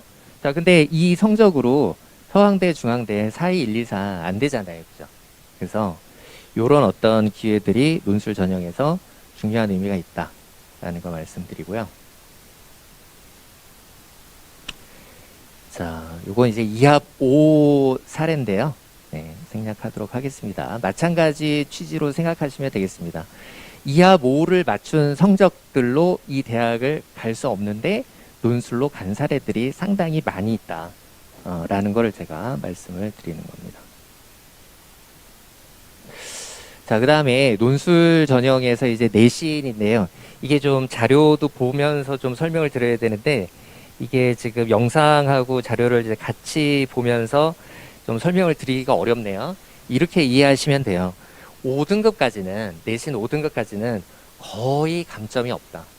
논술 전형에서. 거의 감점이 없고, 6등급으로 가도, 충분히 논술을 잘 봤을 때 합격할 수 있도록 그 감점이 정해져 있다. 일단은 그렇게 제가 말씀을 드릴게요. 근데 이제 그 6등급, 7등급, 8등급 이렇게 가면 학교에 따라서 약간 달라져요. 학교에 따라서 약간 감점이 커지는 학교도 있어요. 그거를 제가 논술 전형에서 내신 반영 자료에 다 정리를 해놨으니까 요거를 참고하시면 좋을 것 같고, 그나마 뭐 연세대, 건국대, 한양대는 교과 자체를 반영을 안 해요. 아예 반영을 안 하고, 서강대 같은 경우에 8.5등급이 나와도 1점 감점도 안 해요. 그러니까 이게 이제 나중에 이 표를 보시면 제가 100점 만점으로 다 환산해 놨거든요. 그러니까 전체 전형 총점을 100점으로 해서 내신을 몇 등급 받으면 내신이 1등급이 몇 점이라고 했을 때 실제로 몇 점 감점이 되는가 제가 다 정리를 해놨는데, 서강대 같은 경우에 뭐 8.5등급을 받아도 1점 감점도 안 돼요. 100점 만점에. 그러니까 교과가 10점 정도고 논술이 80점인데, 그래서 논술을 잘 보면 합격할 수 있도록 내신 감점폭이 정해져 있기 때문에 논술 전형이 내신이 낮은 학생들이 노려볼 수 있는 수시의 마지막 기회라는 그러한 이야기가 되는 것입니다. 허령 뭐 중앙대 같은 경우도 뭐 7등급을 받아도요 0.8점밖에 감점이 안 돼요. 그래서 논술 전형에서는 내신 감점이 거의 없다. 비교과도 거의 감점하지 않는 식의 반영이다. 이렇게 이해를 해주시면 되겠습니다. 자, 2022 논술 이슈, 적성고사를 보는 몇몇 대학이 논술로 전환을 했고요. 약대 논술 전형 있고요. 그 다음에 논술 시험. 자, 요거 이제 어머님들이 많이 궁금해 하시는 부분이에요. 이게 뭐냐면, 연세대 논술 시험 범위가 어떻게 될 거냐. 자, 참 어려운 얘기가 되겠습니다. 어려운 얘기가 되겠는데, 일단, 그러니까 지금 이게 수능이 선택형으로 가면서 어머님들이 이제 미적 기하 확통을 다 해야 되느냐라는 의구심을 갖고 있잖아요. 그죠? 뭐 수능과 이제 내신을 생각했을 때 이 세 개를 뭐 다 공부할 필요가 없는 경우도, 또는 뭐 그렇게 뭐 많이 안 해도 되는 경우도 있고, 뭐 선택을 안 할 수도 있고, 뭐 약간 이런 상황이잖아요. 근데 연세대에서 분명히 뭐라 그랬냐면, 미적 기하 확통 다 시험 범위 안에 들어간다 라고 얘기를 했어요. 그래서 저희 학원에 이제 부원장님이 연대 입학처에 전화해가지고 정말이냐 하고 집요하게 물어봤거든요. 입학처에서 아니 들어간다는데 왜 자꾸 물어보냐. 어머님들도 한번 전화해보세요. 미적 기하 확통 다 들어가느냐. 다 들어간다 라는 거죠. 다 들어간다고 얘기했는데 왜 자꾸 물어보냐는 거예요. 뭐 우리 아이는 뭐 확통을 안 했는데 진짜 들어가냐. 들어간다. 왜 들어간다는데 자꾸 물어보냐. 저희 부원장님이 구박받으셨습니다. 다 들어간다 이거예요. 자, 근데 이제 올해 좀 미묘한 이슈가 있었죠. 연대가 기하를 낸다고 하고 안 냈습니다. 그죠? 그래서 이게 이제 어이없는 사건인데, 왜냐하면은 이제 학생들 입장에서는 기하를 안 해도 되는데, 연대에서 그 기하를 출제한다고 하기 때문에 기하를 공부한 학생들도 있단 말이에요. 근데 가봤더니 기하가 안 나왔어요. 제가 이제 여러 가지로 좀 고민을 해봤어요. 이거 한번 소송을 해볼까? 네? 근데, 이게 말이죠. 자, 시험 범위가 미적 기하 확통이다. 라고 그랬을 때, 그러면 기하를 꼭 내야 되는 의무가 있느냐? 그런 의무가 있나요? 이거, 아니, 시험 범위가 여기부터 여기까지예요. 그러면 모든 단원에서 내야 되는 건 아니잖아요. 시험 범위가 이만큼 있고, 그 중에서 내고 싶은 걸 내면 되잖아요. 그래서 이게 어떤 법적 소송을 해도, 이길 수 있을 것 같진 않아요. 근데 분명히 이거는 잘못된 것이다. 이거는 올해 그 연대 시험을 본 뭐 학생들이나 어머님들이 좀 얘기를 하셔야 돼요. 예. 저도 이제 어떤 형태로든 얘기를 약간 이제 하려고 하는데, 이거는 좀 학생들을 기만한 건 아니고, 왜냐하면 시험 범위에서 꼭 다 내야 되는 건 아니니까. 그렇지만 현실적으로 보면, 이 객관적으로 흘러간 상황을 보면 기하에서 내는 게 타당한 상황에서 기하를 내지 않았기 때문에 이거는 분명히 좀 어떤 항의의 대상이다. 라는 거는 좀 분명해요. 그건 좀 잘못된 거죠. 그러니까 뭐 법적으로 뭘 잘못한 건 아니지만 그런 식으로 시험을 운영하면 안 되죠. 연대가. 그래서 이걸 뭐라 그럴까? 이거는 연대가 굉장히 수험생들과 학부모들에게 무례한 입시를 치렀다. 논술 전형에서 전 그렇게 평가하거든요. 무례하다고 해서 법적 소송을 할 수는 없지만 이거는 분명히 좀 무례한 행동이었다라고 저는 생각을 해요. 그리고 이거는 지금 잘못된 것이었고 무례한 행동이었다는 걸 제가 어떤 형태로든 계속 얘기를 하려고 생각을 하고 있는데, 내년에는 미적 기하 확통해서 다 낸다고 해요. 자, 그러면 이제 이런 고민이 들잖아요. 그러면 미적 기하 확통을 다 해야 되냐 말아야 되냐, 이런 고민을 하실 텐데, 제가 올해 입시를 이렇게 진행을 하면서 느낀 거는 뭐냐면은, 기하를 그러니까 기하를 어떤 형태로든 공부를 안 한 학생은 연대를 결국은 못 썼어요. 이해가 되시죠? 그러니까 기하를 공부해서 가서 기하 문제가 나와서 기하 문제를 잘 풀어서 붙고 안 붙고가 아니라, 시험 범위에 기하가 딱 들어가 있고 자기는 기하를 모르니 피해가는 방법밖에 없거든요. 자, 그러면 내년에 연대가 미적 기하 확통을 다 낸다고 했어요. 다 낼지 안 낼지 올해를 봐서는 이제 확신을 할 수가 없어요. 확신을 할 수가 없지만, 시험 문제를 잘 풀어서 붙고 안 붙고를 떠나서 내가 기하를 아예 안 하거나 확통을 아예 안 하면 원서를 못 쓰게 되는 상황이 발생할 거예요. 자신이 없으니까. 아예 안 하고 어떻게 시험 범위가 있는데 시험 범위 내용을 공부를 안 하고 이거 어떤 걸 하나도 모르는 상태에서 어떻게 시험을 보러 가요. 그래서 연대 논술을 쓴다라고 생각하시는 학생들과 학부모님들은 미적 기하 학통을 다 공부한다라고 학습 계획을 세우셔야 돼요. 미적 기하 학통을 다 공부한다. 다 공부를 하지 않으면 결국 연대 논술을 노려보기는 힘들다. 이렇게 이해를 하시면 되겠습니다. 연세대 미래자연은 또 미적하고 학통을 본대요. 자, 경희대는 그 의학계열만 과학논술을 보는 걸로 바뀌었거든요. 자연계열은 수리논술만 봅니다. 의학계열은 수리논술, 과학논술 보고요. 자, 그래서 제가 드린 2022 논술의 길, 정말 논술 전형 잘 정리해놨죠.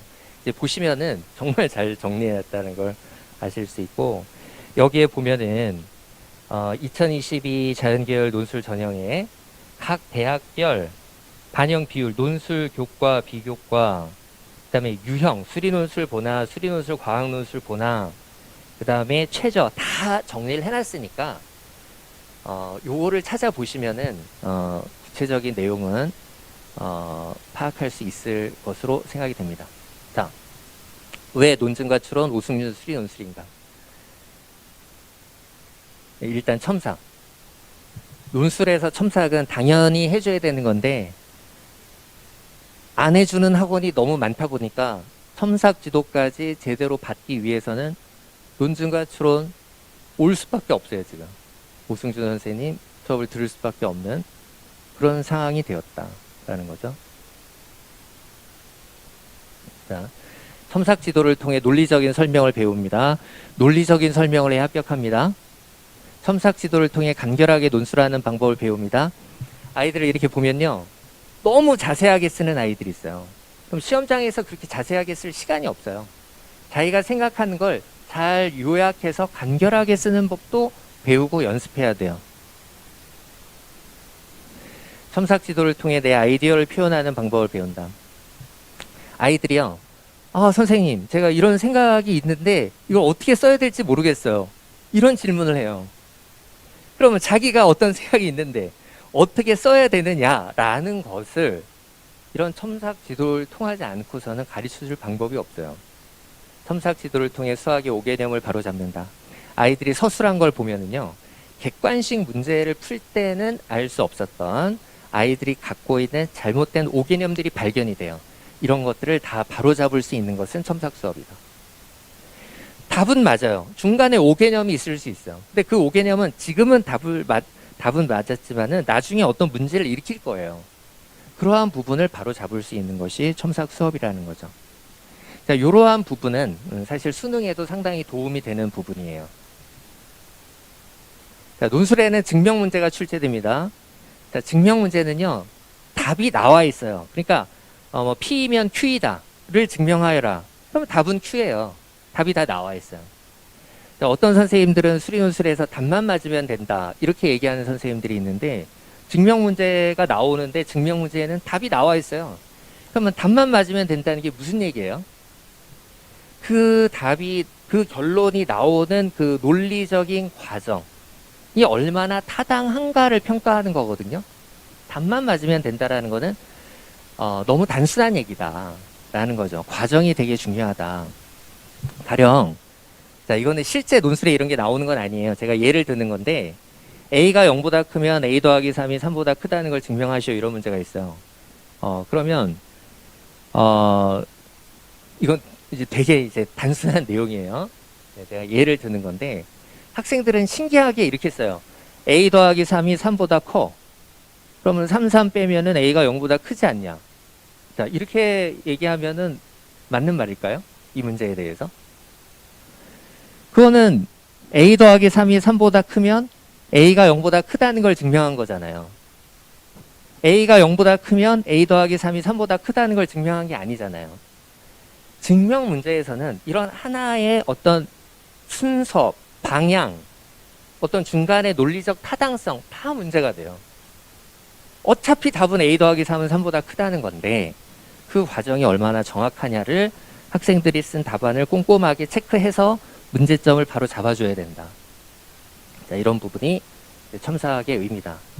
자, 최상위권 학생들, 주로 이제 의학 계열을 노리는 학생들이 되겠습니다. 그죠? 이 최상위권 학생들에게 1대1 대면 첨삭은 자신의 아이디어에 대한 정당한 평가다. 이게 이제 무슨 말씀이냐면요.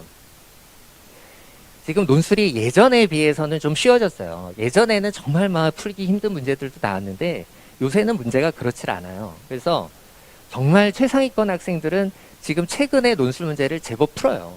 그러니까 제법 푸는데, 문제는 뭐냐면은 학생들이 학교에서 발표한 답을 보니까 그 답이 내가 생각한 거랑 다르다는 거예요. 자, 답은 맞게 나왔어요. 자, 선생님이 이제 수업을 했는데 수업을 한 내용은 이해가 되는데, 그럼 내가 쓴 답안, 나의 아이디어는 과연 맞냐 틀리냐, 이거를 평가해 줘야 될 거 아니에요.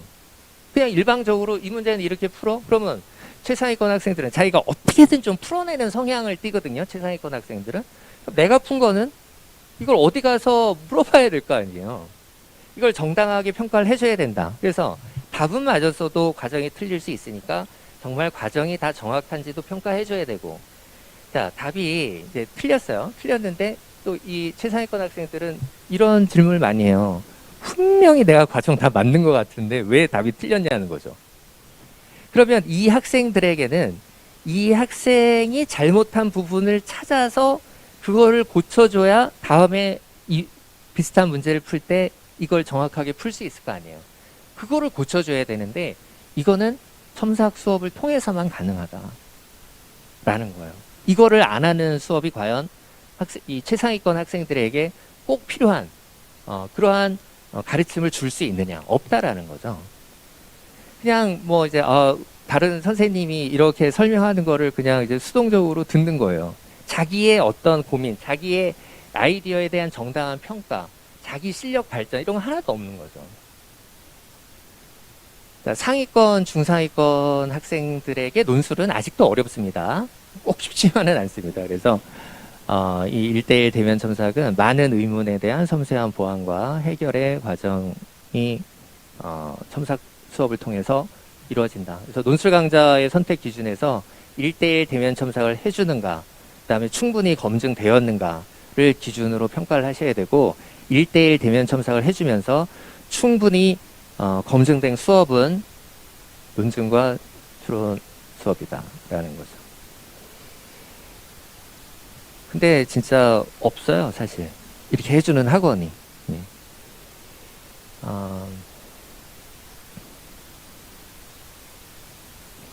자, 그 다음에, 제가 앞에서도 말씀드렸지만은, 현강이 이루어지지 않는다 하더라도, 현강에서 첨삭을 해주는 것과 똑같은 퀄리티로 아이들 책임지고 다 첨삭지도 해줄 겁니다.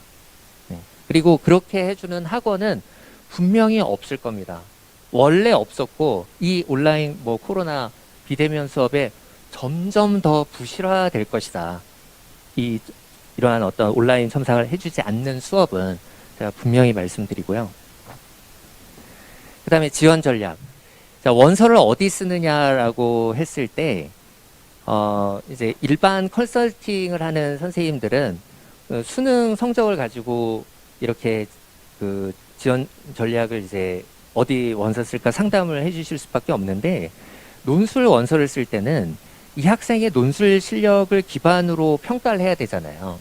그러니까 저희가 수업을 하면서 학생들의 기본적인 수학 실력, 모의 논술 보는 성적, 그다음에 수능 수학 성적, 성실도를 종합적으로 평가해서 아이들 원서 상담을 다 해줍니다. 아이들이 어느 정도 논술을 하느냐라는 거는 절대 수능 모의고사 성적으로 알 수 없어요. 아니, 수능 모의고사는 1등급이 나오는데 논술은 유난히 못하는 애들이 있고요. 모의고사는 2등급이 나오는데 논술을 또 제법 푸는 애들도 있어요. 이거 모의고사 성적으로는 알 수가 없어요. 모의 논술 성적으로도 알 수가 없어요. 모의 논술 성적이 좀 안 좋은데 아이들을 대면 첨삭을 이렇게 해보면은 상당히 고민이 깊고 질문이 예리한 학생들이 있어요. 이런 학생들은 발전을 해요. 그래서 실력이 늘어요. 그러니까 현재의 모의 논술 성적만 가지고도 알 수가 없어요. 그러면 논술을 어느 정도 쓰는 것이 적당한가를 평가하기 위해서는 학생들에 대한 일정한 기간 학생들을 꾸준히 좀 지켜봐야 돼요. 아이들이 계속 문제 푸는 거, 질문하는 거, 누적된 모의논술 성적 이런 것들이 필요해요. 아이 자체를 알아야 돼요. 그래야 이 학생이 논술을 어느 정도 쓸 수 있고, 그러면 원서를 어느 정도 쓰는 게 적당하겠다라는 판단을 할 수 있는 거거든요. 이게 대면 첨삭이라는 과정 없이는 이루어질 수가 없어요. 그 점 분명히 말씀드리고요. 이제 제 수업에 좀 시그니처랄까, 제가 이제 강의하는 게 이제 수리논술 문제 해결의 전략이거든요. 이게 뭐냐면은 직접 증명, 간접 증명, 수학적 기납법, 거꾸로 논증하기, 추측하고 논증하기, 구조로 추론하기, 예를 들어 추론하기, 그래프와 그림으로 추론하기, 분류하여 분석하기. 이게 이제 수리논술 문제를 접근하는 방법들이에요.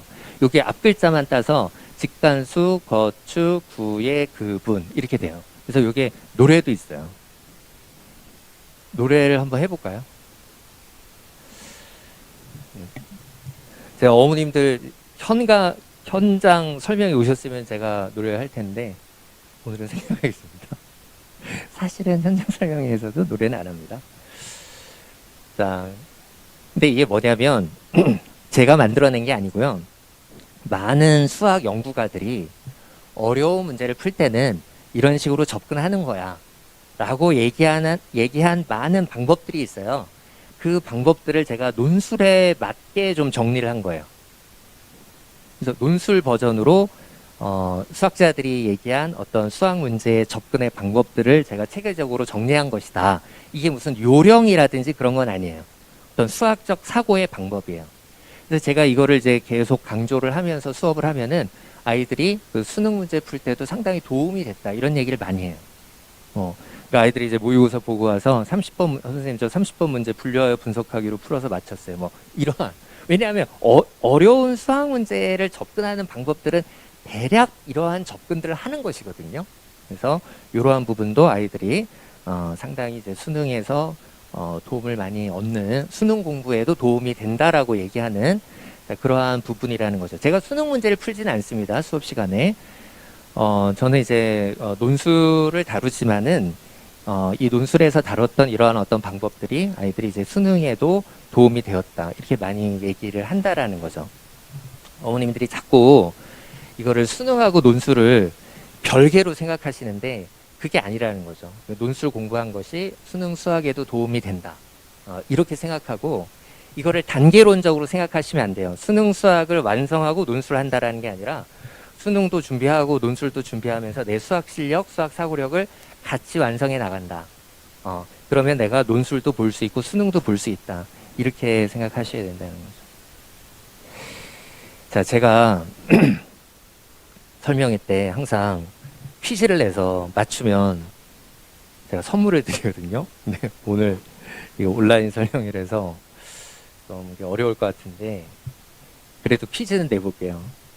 자, 이 앞에서 제가 얘기했던 것 중에 몇 개를 뽑은 거예요. 이제 수학적 기납법, 추측하고 논증하기, 구조로 추론하기, 예를 들어 추론하기. 한번 잘 들어보세요. 듣기 평가입니다. 듣기 평가 어머님들. 자, 수학적 기납법. 수학적 기납법은 뭐냐면 어떤 명제를 자, n이 1일 때 참이라는 걸 보여줘요. 자, 그리고 n이 k일 때 참이면 n이 k 플러스 1일 때 참이라는 걸 보여주는 증명 방법이 수학적 기납법이에요. 자, 추측하고 논증하기. 우리가 문제를 풀다 보면은 분명히 이거는 이럴 것 같다라는 게 보일 때가 있어요. 그럼 먼저 추측을 해요. 그리고 그거를 논증해요. 그러니까 풀어서 답이 나온다기보다 답의 방향을 어느 정도 잡고 실제로 그런지 확인해 보는 순서로 생각하는 거예요. 이게 이제 추측하고 논증하기고. 자, 구조로 추론하기는 뭐냐면 1번을 자, 이제 논술 문제는 소문항이 여러 개가 있거든요. 그러면 1번, 2번, 3번 이렇게 소문항이 있을 때 1번을 이용해서 2번을 풀고 1, 2번을 이용해서 3번을 풀고 이렇게 풀어나가는 게 구조로 추론하기예요. 이게 선물이 없어서 열심히 안 듣고 계실 것 같아요. 퀴즈 상품이 걸려야 되는데. 자, 예를 들어 추론하기는 뭐냐면 좀 예를 들어보는 거예요. 자, n이 1일 때, 2일 때, 3일 때 어떻게 되나 예를 들어보면서 거기서 규칙을 찾는 거예요. 이게 이제 예를 들어 추론하기인데, 자, 2020학년도 연세대 5 문제예요. 자, 이런 문제가 나왔거든요. 어떤 fi라는 함수를 정의를 한 다음에요.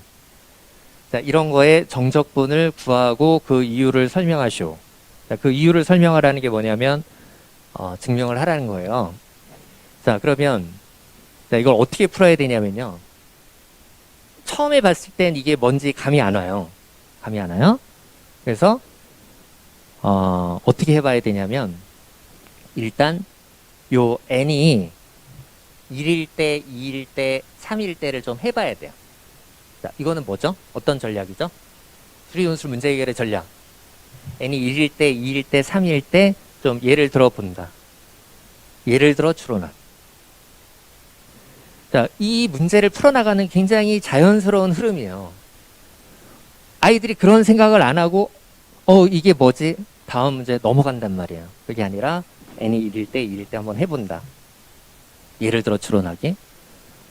자, 그럼 이제 예를 들어서 이렇게 생각을 해보면, 이게 어떤 모양이다라는 게 어느 정도 감이 와요.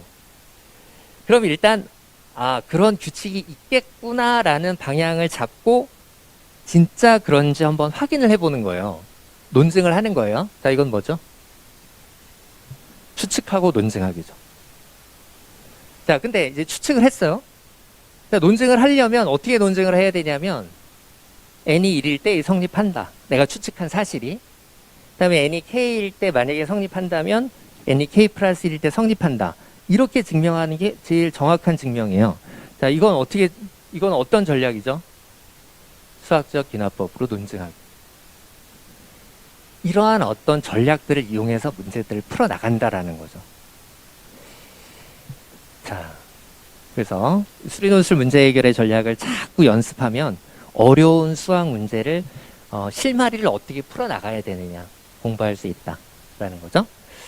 자, 그 다음에 이거 이제 뭐냐면은 아직도 뭐 문제를 적중했다 이런 식으로 마케팅하는 학원들이 아직 있는 것 같아서 제가 말씀을 드리는데,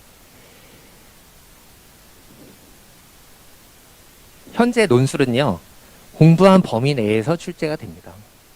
공부한 범위 내에서 나오는 게 당연한 거예요. 이게 무슨 신기한 것도 아니고 당연한 것인데, 이거를 뭐 문제를 막 똑같이 맞췄다는 식으로 과장해서 학생들이나 학부모들을 현혹하는 마케팅을 하는 것은 잘못된 것이다. 요번에 연대 시험 끝나고 어떤 학생이 저한테 이제 문자를 보낸 거예요. 선생님, 어저께 올해는 나올 것 같다고 얘기하신 문제가 나왔어요. 문자를 보냈어요. 제가 이렇게 얘기를 하면 꼭 홍보를 하는 것 같은데, 저는 진짜 그거를 무슨 홍보에 사용할 생각이 전혀 없어요. 왜냐하면 그거는 우리가 공부한 범위 내에서 나오는 것은 당연한 것이다.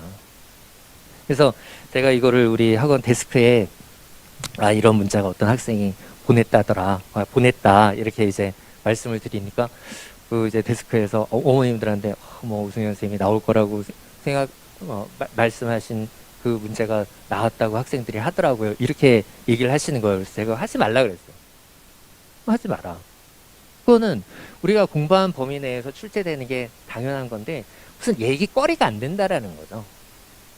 분명히 말씀드리는데 제가 요 얘기는 오늘 하고 얘기 안 할 거예요. 네. 그거는 어떤 올바른 마케팅 방향이 아니다라고 저는 봐요. 학생들 한 명 한 명 책임지고 관리하고 공부시켜가지고 실력을 끌어올려주겠다. 이게 바람직한 마케팅이지, 어제 얘기한 게 나왔다. 이거는 어떤 학생들을 현혹하는 것밖에 안 된다. 분명히 말씀드리고요.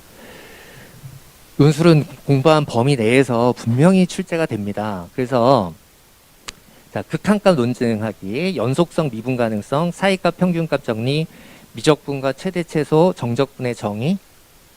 요게 이제 빈출 테마를 제가 정리를 해놓은 건데요. 시한적분, 부분적분, 함수방정식, 부등식의 증명, 이항계수의 성질, 조건부 확률, 2차 곡선의 접선, 기하 쪽으로 가서 벡터 방정식, 삼수선, 정사형, 공간 좌표와 부피. 요게 수리논술에 많이 나오는 테마들인데, 요 테마들 안에서 나와요. 그러니까 어떤 문제가 딱 나왔을 때 2차 곡선에 접선 문제 나왔다. 당연한 거예요. 어떤 문제가 나와도 봐라, 치환적분, 부분적분 나오지 않았냐. 당연한 것이다 라는 거고, 이러한 내용들을 차분히 준비해 나가면 논술에서 성과를 낼 수 있다라는 거를 제가 말씀을 드리는 거고요. 빈출 주제들 범위 내에서 출제가 되기 때문에 이 부분들을 착실히 공부해 나가면 논술에 대한 준비가 충분히 된다라는 거고요. 자, 이제 커리큘럼인데 올해 1년 커리큘럼을 제가 좀 다 말씀드리기가 힘들어요. 왜냐하면 지금 이제 이 시험 범위에 대해서 너무 이슈가 많아요. 네. 네, 시험 그 범위에 대해서 이슈가 이제 너무 많기 때문에 제가 1월부터 3월까지는 12주간 미분과 적분 쪽 파트를 할 겁니다. 자, 이거는 분명히 시험 범위 안에 포함이 되는 거니까. 그 다음에 확률 통계와 기하 벡터 쪽 부분은 각 학교의 발표를 좀 봐야 될 것 같아요. 그래서 각 학교의 발표를 반영해서 커리큘럼을 다시 말씀드릴 수밖에 없는 상황이다. 그러면 1월, 2월, 3월에는 미분과 적분은 뭐 어떻게 되더라도 시험 범위에 포함되는 부분이고, 수열, 수학적 기납법, 수열의 극한, 급수, 함수의 극한과 연속성, 미분계수와 도함수, 평균값 정리, 도함수의 활용, 부정적분과 정적분, 정적분의 활용, 부등식의 증명, 함수 방정식. 네. 요런, 이제 단원으로 이제 나갈 건데, 요게 이제 뭐냐면은 제가 앞에서 말씀드린 이 빈출 주제 중에 여기까지예요. 극한값 논증부터 함수 방정식, 부등식의 증명. 여기까지 1, 2, 3월 12주간에 걸쳐서 수업을 진도를 나갈 것입니다. 자, 제 수업 시간은 이제 3시간 30분 동안 진행이 되는데요. 앞에 주제 강의가 있고요. 그 다음에 모의 논술. 온라인으로 진행하더라도 똑같이 진행할 겁니다. 모의 논술 보고 해설 강의. 이렇게 진행이 되고, 다시 논술하기는 뭐냐면, 아이들이 수능 공부하느라고 바쁘니까 과제를 많이 내진 않아요, 논술에서. 근데, 뭐냐면, 그래도 요건 해라. 뭐냐면, 그날 다룬 내용의 문제 중에서 자기가 정확히 잘 모르겠는 거는 다시 논술에 와라. 그러니까 이게 요걸 안 하면요, 결국은 한두 주만 지나가도 지난주에 뭐 했지 이렇게 돼요. 그러니까 자기가 처음에 못 풀었던 문제, 이건 다시 공부해야 될 거 아니에요, 그죠? 그러니까 요거는 최소한의 과제다. 요거는 해야 논술 실력이 는다 해서 제가 다시 논술하기 숙제 내고 있고요. 그럼 이제 그 다음 시간에 다시 논술 해올 거 아니에요? 그러면 그 전 시간에 논술 제출한 거에 대한 대면 첨사, 그 다음에 다시 쓰기 잘했는지까지 평가해서 점검을 해줍니다. 이거를 다시 쓰기까지 평가하고 점검하고 그래서 다시 논술해 보니까 알겠니? 라고 점검을 안 해주면, 그죠? 그냥 말로만 다시 논술해와라. 그래서 또 안 해요, 아이들은 공부를. 그래서 저희가 공부를 시킨다라는 거죠. 다시 논술해와라. 그러면 이제 평가해 줄게. 그러면 좀 아이들이 이제 공부를 하기 시작하고 논술 실력이 향상되기 시작한다라는 거예요. 제가 이제 반 선택에 대해서 좀 설명을 드릴 텐데, 제가 진행하는 수업은 이제 두 반입니다. M반과 S반. 자, M반은요, M반은, 그 이제 자료에 보시면 시간표가 다 나와 있습니다. 자료의 맨 끝에. M반은, 연세대만 쓰거나, 연세대와 의학계열을 쓰거나, 이런 학생들. 그러니까, 또는 뭐, 의학계열 준비하는 학생들, 듣는 반이 M반이고요. 자, S반은 우리가 흔히 뭐, 육논술이라고 하죠. 연세대, 뭐, 한양대, 성균관대, 서강대, 이렇게 쓸 학생들은 S반을 들으시면은 되겠습니다. 제가 진행하는 수업은 요 두 수업입니다. M반과 S반. 시간표는 그 자료 맨 끝에 나와 있습니다. 근데 이게 사실 어떤 객관적인 지표가 없어서 제가 모의고사 성적으로 말씀을 드릴게요. 그러니까 모의고사는 그래도 전국 학생들이 보는 거니까 우리 아이가 안정적인 1등급이다. 그러면 M반. 그렇게 생각하시면 돼요. 꼭 의학계열 반은 아닙니다. 왜냐하면 연세대만 쓰는 학생들은 제가 M반 들으라고 추천합니다. 네. 또는 뭐 의학계열 쓰는 학생들. M반은 조금 어려울 수 있습니다.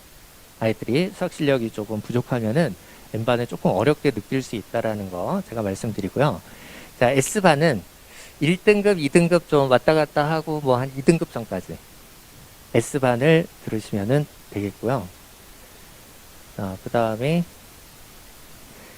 저희 이제 논증과 추론에서는 이제 H반과 K반이 있는데요. 여기 미래탐구에도 다 반이 개설이 되어 있습니다. 자, 이 수업은 이제 제가 진행하는 수업은 아닌데요.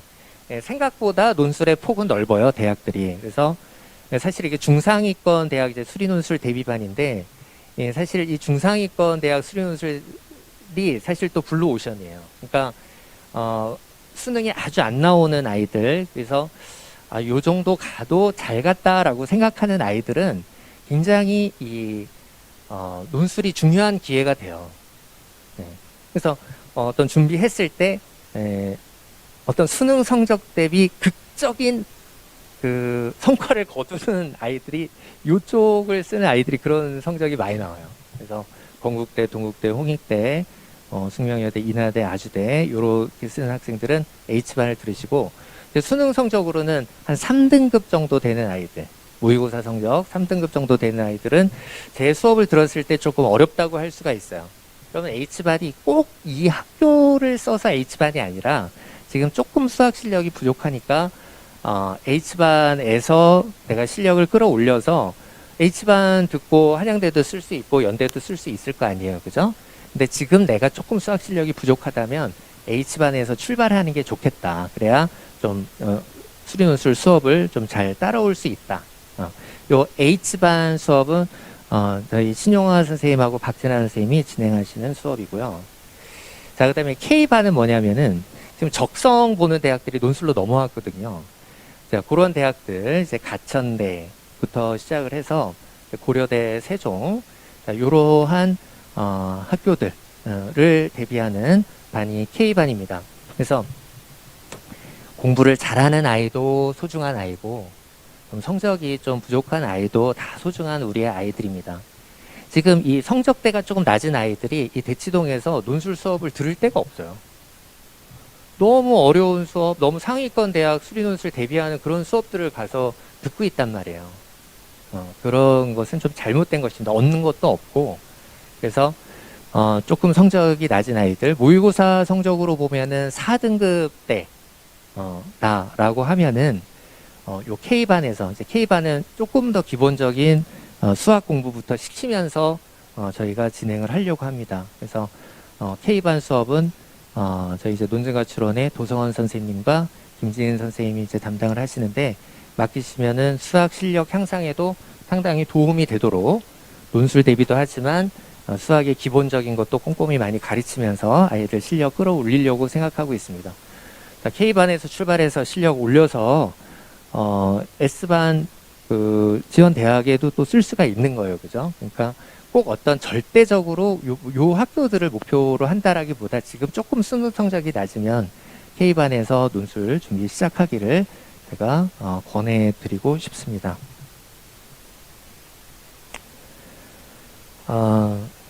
우리 이제 이 설명회 진행하는 동안에 질문이 좀 올라왔거든요. 그거에 대해서 제가 답변을 드리고 오늘 제 설명을 마치도록 하겠습니다. 의학대 논술의 경우 보통 이제 범위가 어떻게 되나요? 확통 기하도 다 공부해야 하는 게 맞나요? 라는 질문인데요. 지금 저희가 논술을 보는 모든 대학에 다 전화를 해봤어요. 다 전화를 해봤는데 그냥 논의 중이라는 거예요. 제가 아까 어떤 시험은 이렇게 본다라고 발표한 대학들은 제가 다 설명을 드린 거예요. 이게 이제 연세대 미래 이렇게. 그래서 지금 시험 범위를 알 수가 없어요. 자, 알 수가 없는데 확통 기하도 다 공부해야 하는 게 맞나요? 이게 올해 논술 시험이 좀 늦어졌잖아요.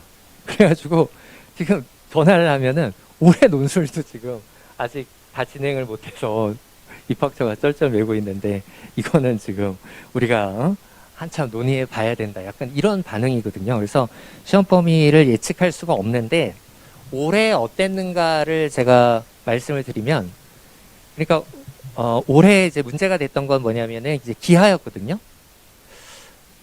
올해 내년 이제 상당히 헷갈리는데 2020 입시를 올해라고 할게요.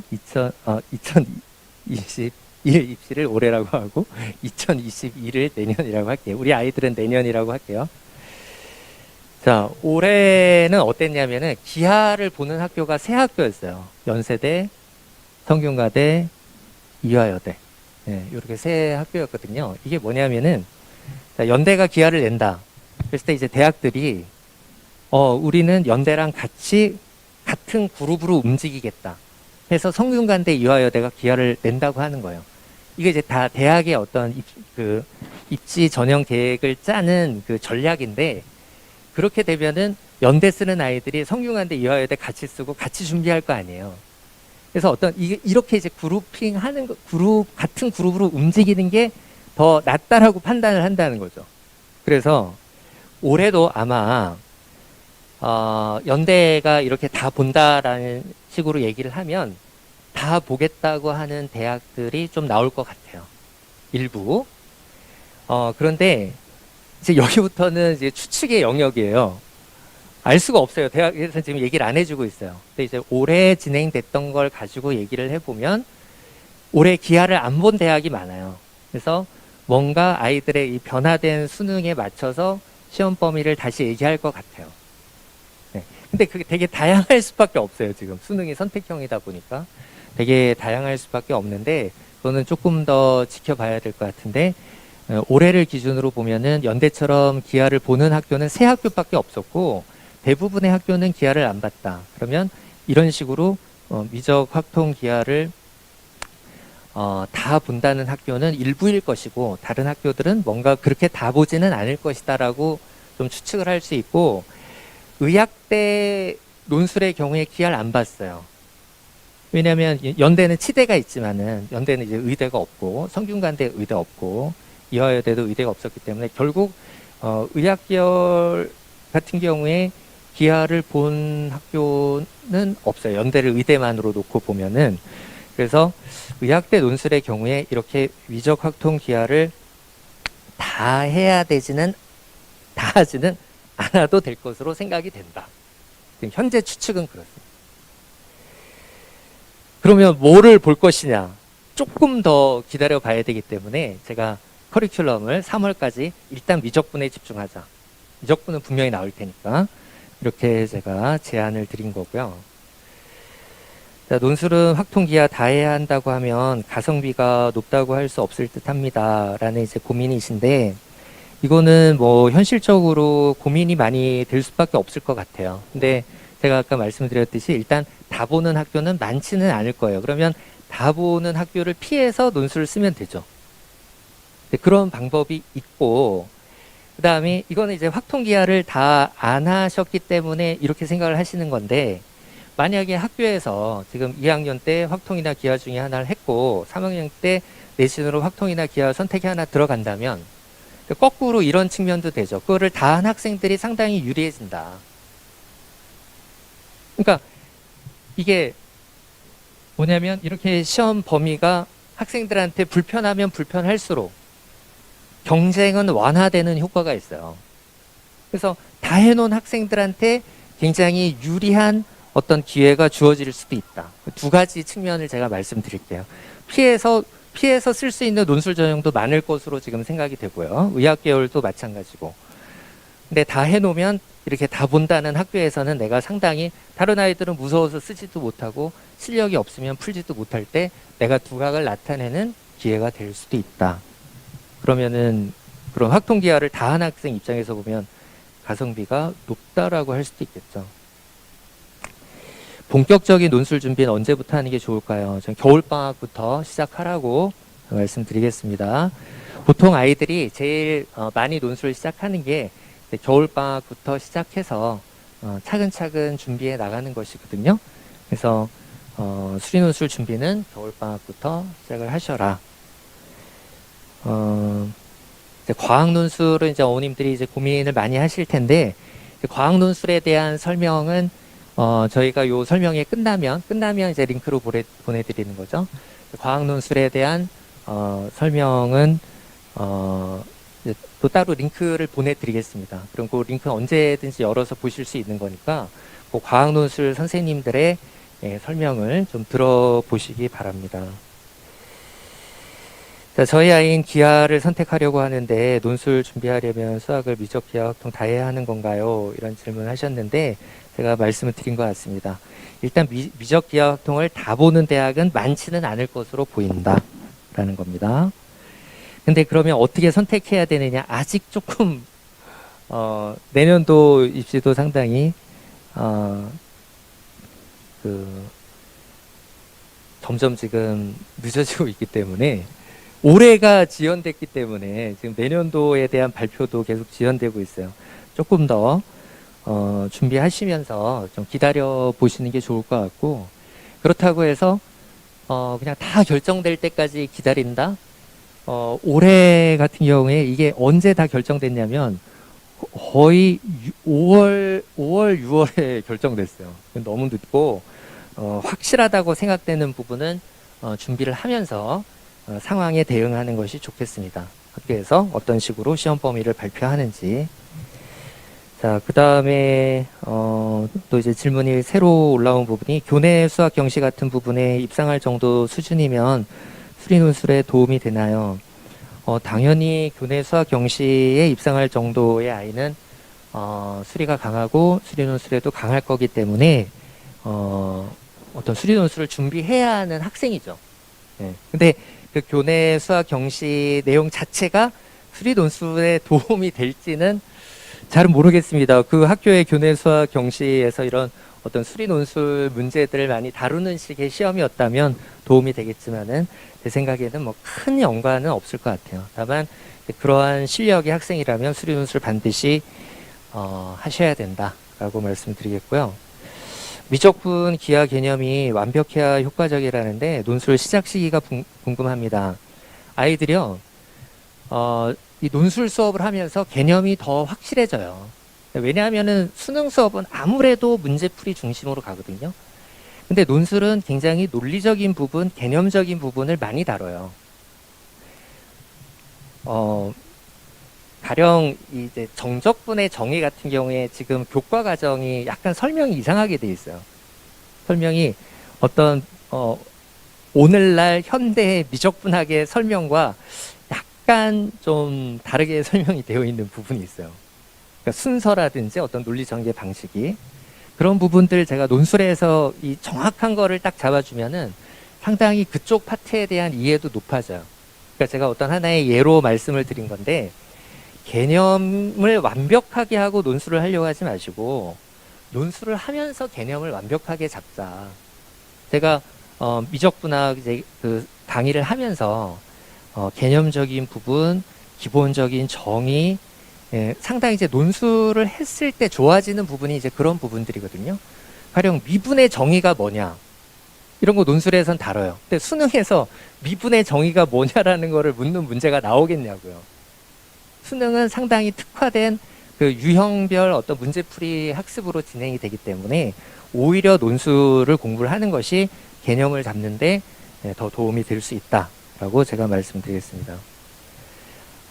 S반 정원은 몇 명쯤 되나요? 라는 질문이 올라왔는데, 이거 온라인 수업으로 할 때 정원을 어떻게 해야 됩니까?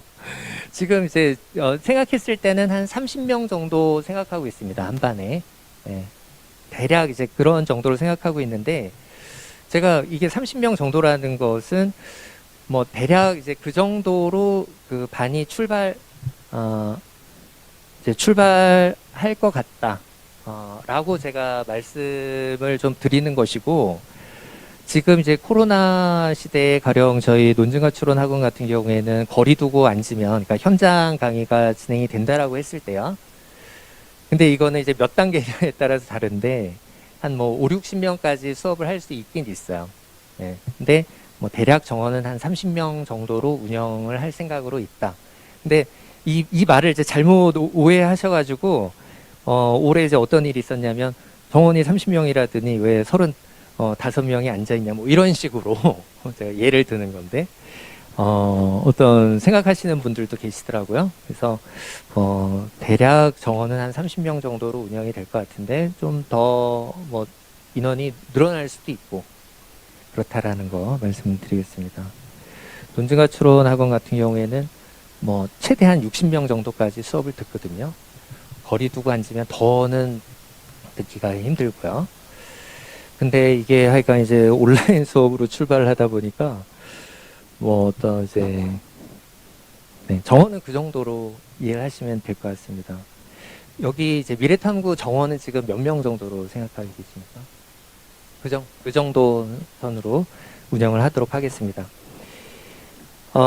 이제 첨삭은 조교 선생님이 하시는지요? 라는 이제 첨삭 선생님에 대한 질문인데요.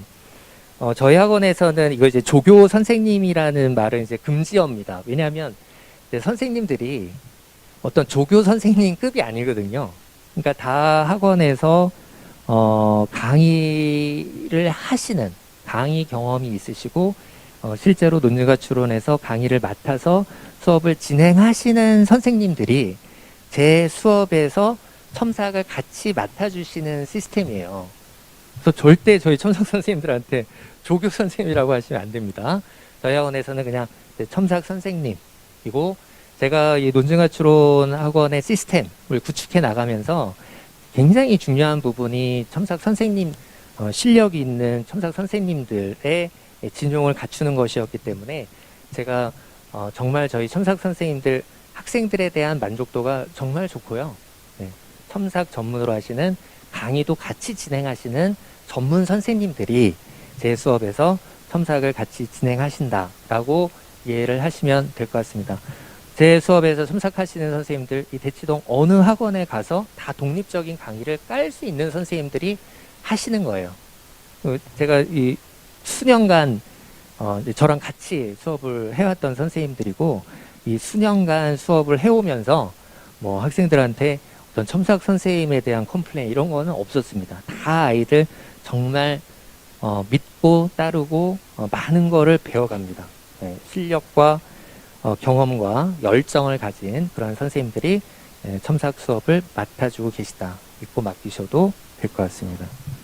이제 보내보시면 이제 학생들의 반응을 보면 충분히 제 이야기를 공감하실 수 있을 것으로 생각이 됩니다. 그러면 이제 다 질문은 끝난 거죠? 네, 네. 자, 오늘 어머님들 긴 시간 수고 많으셨습니다. 올해 입시에서 꼭 승리하시기를 응원합니다. 자, 오늘 제 얘기는 마치도록 하겠습니다. 네, 수고하셨습니다.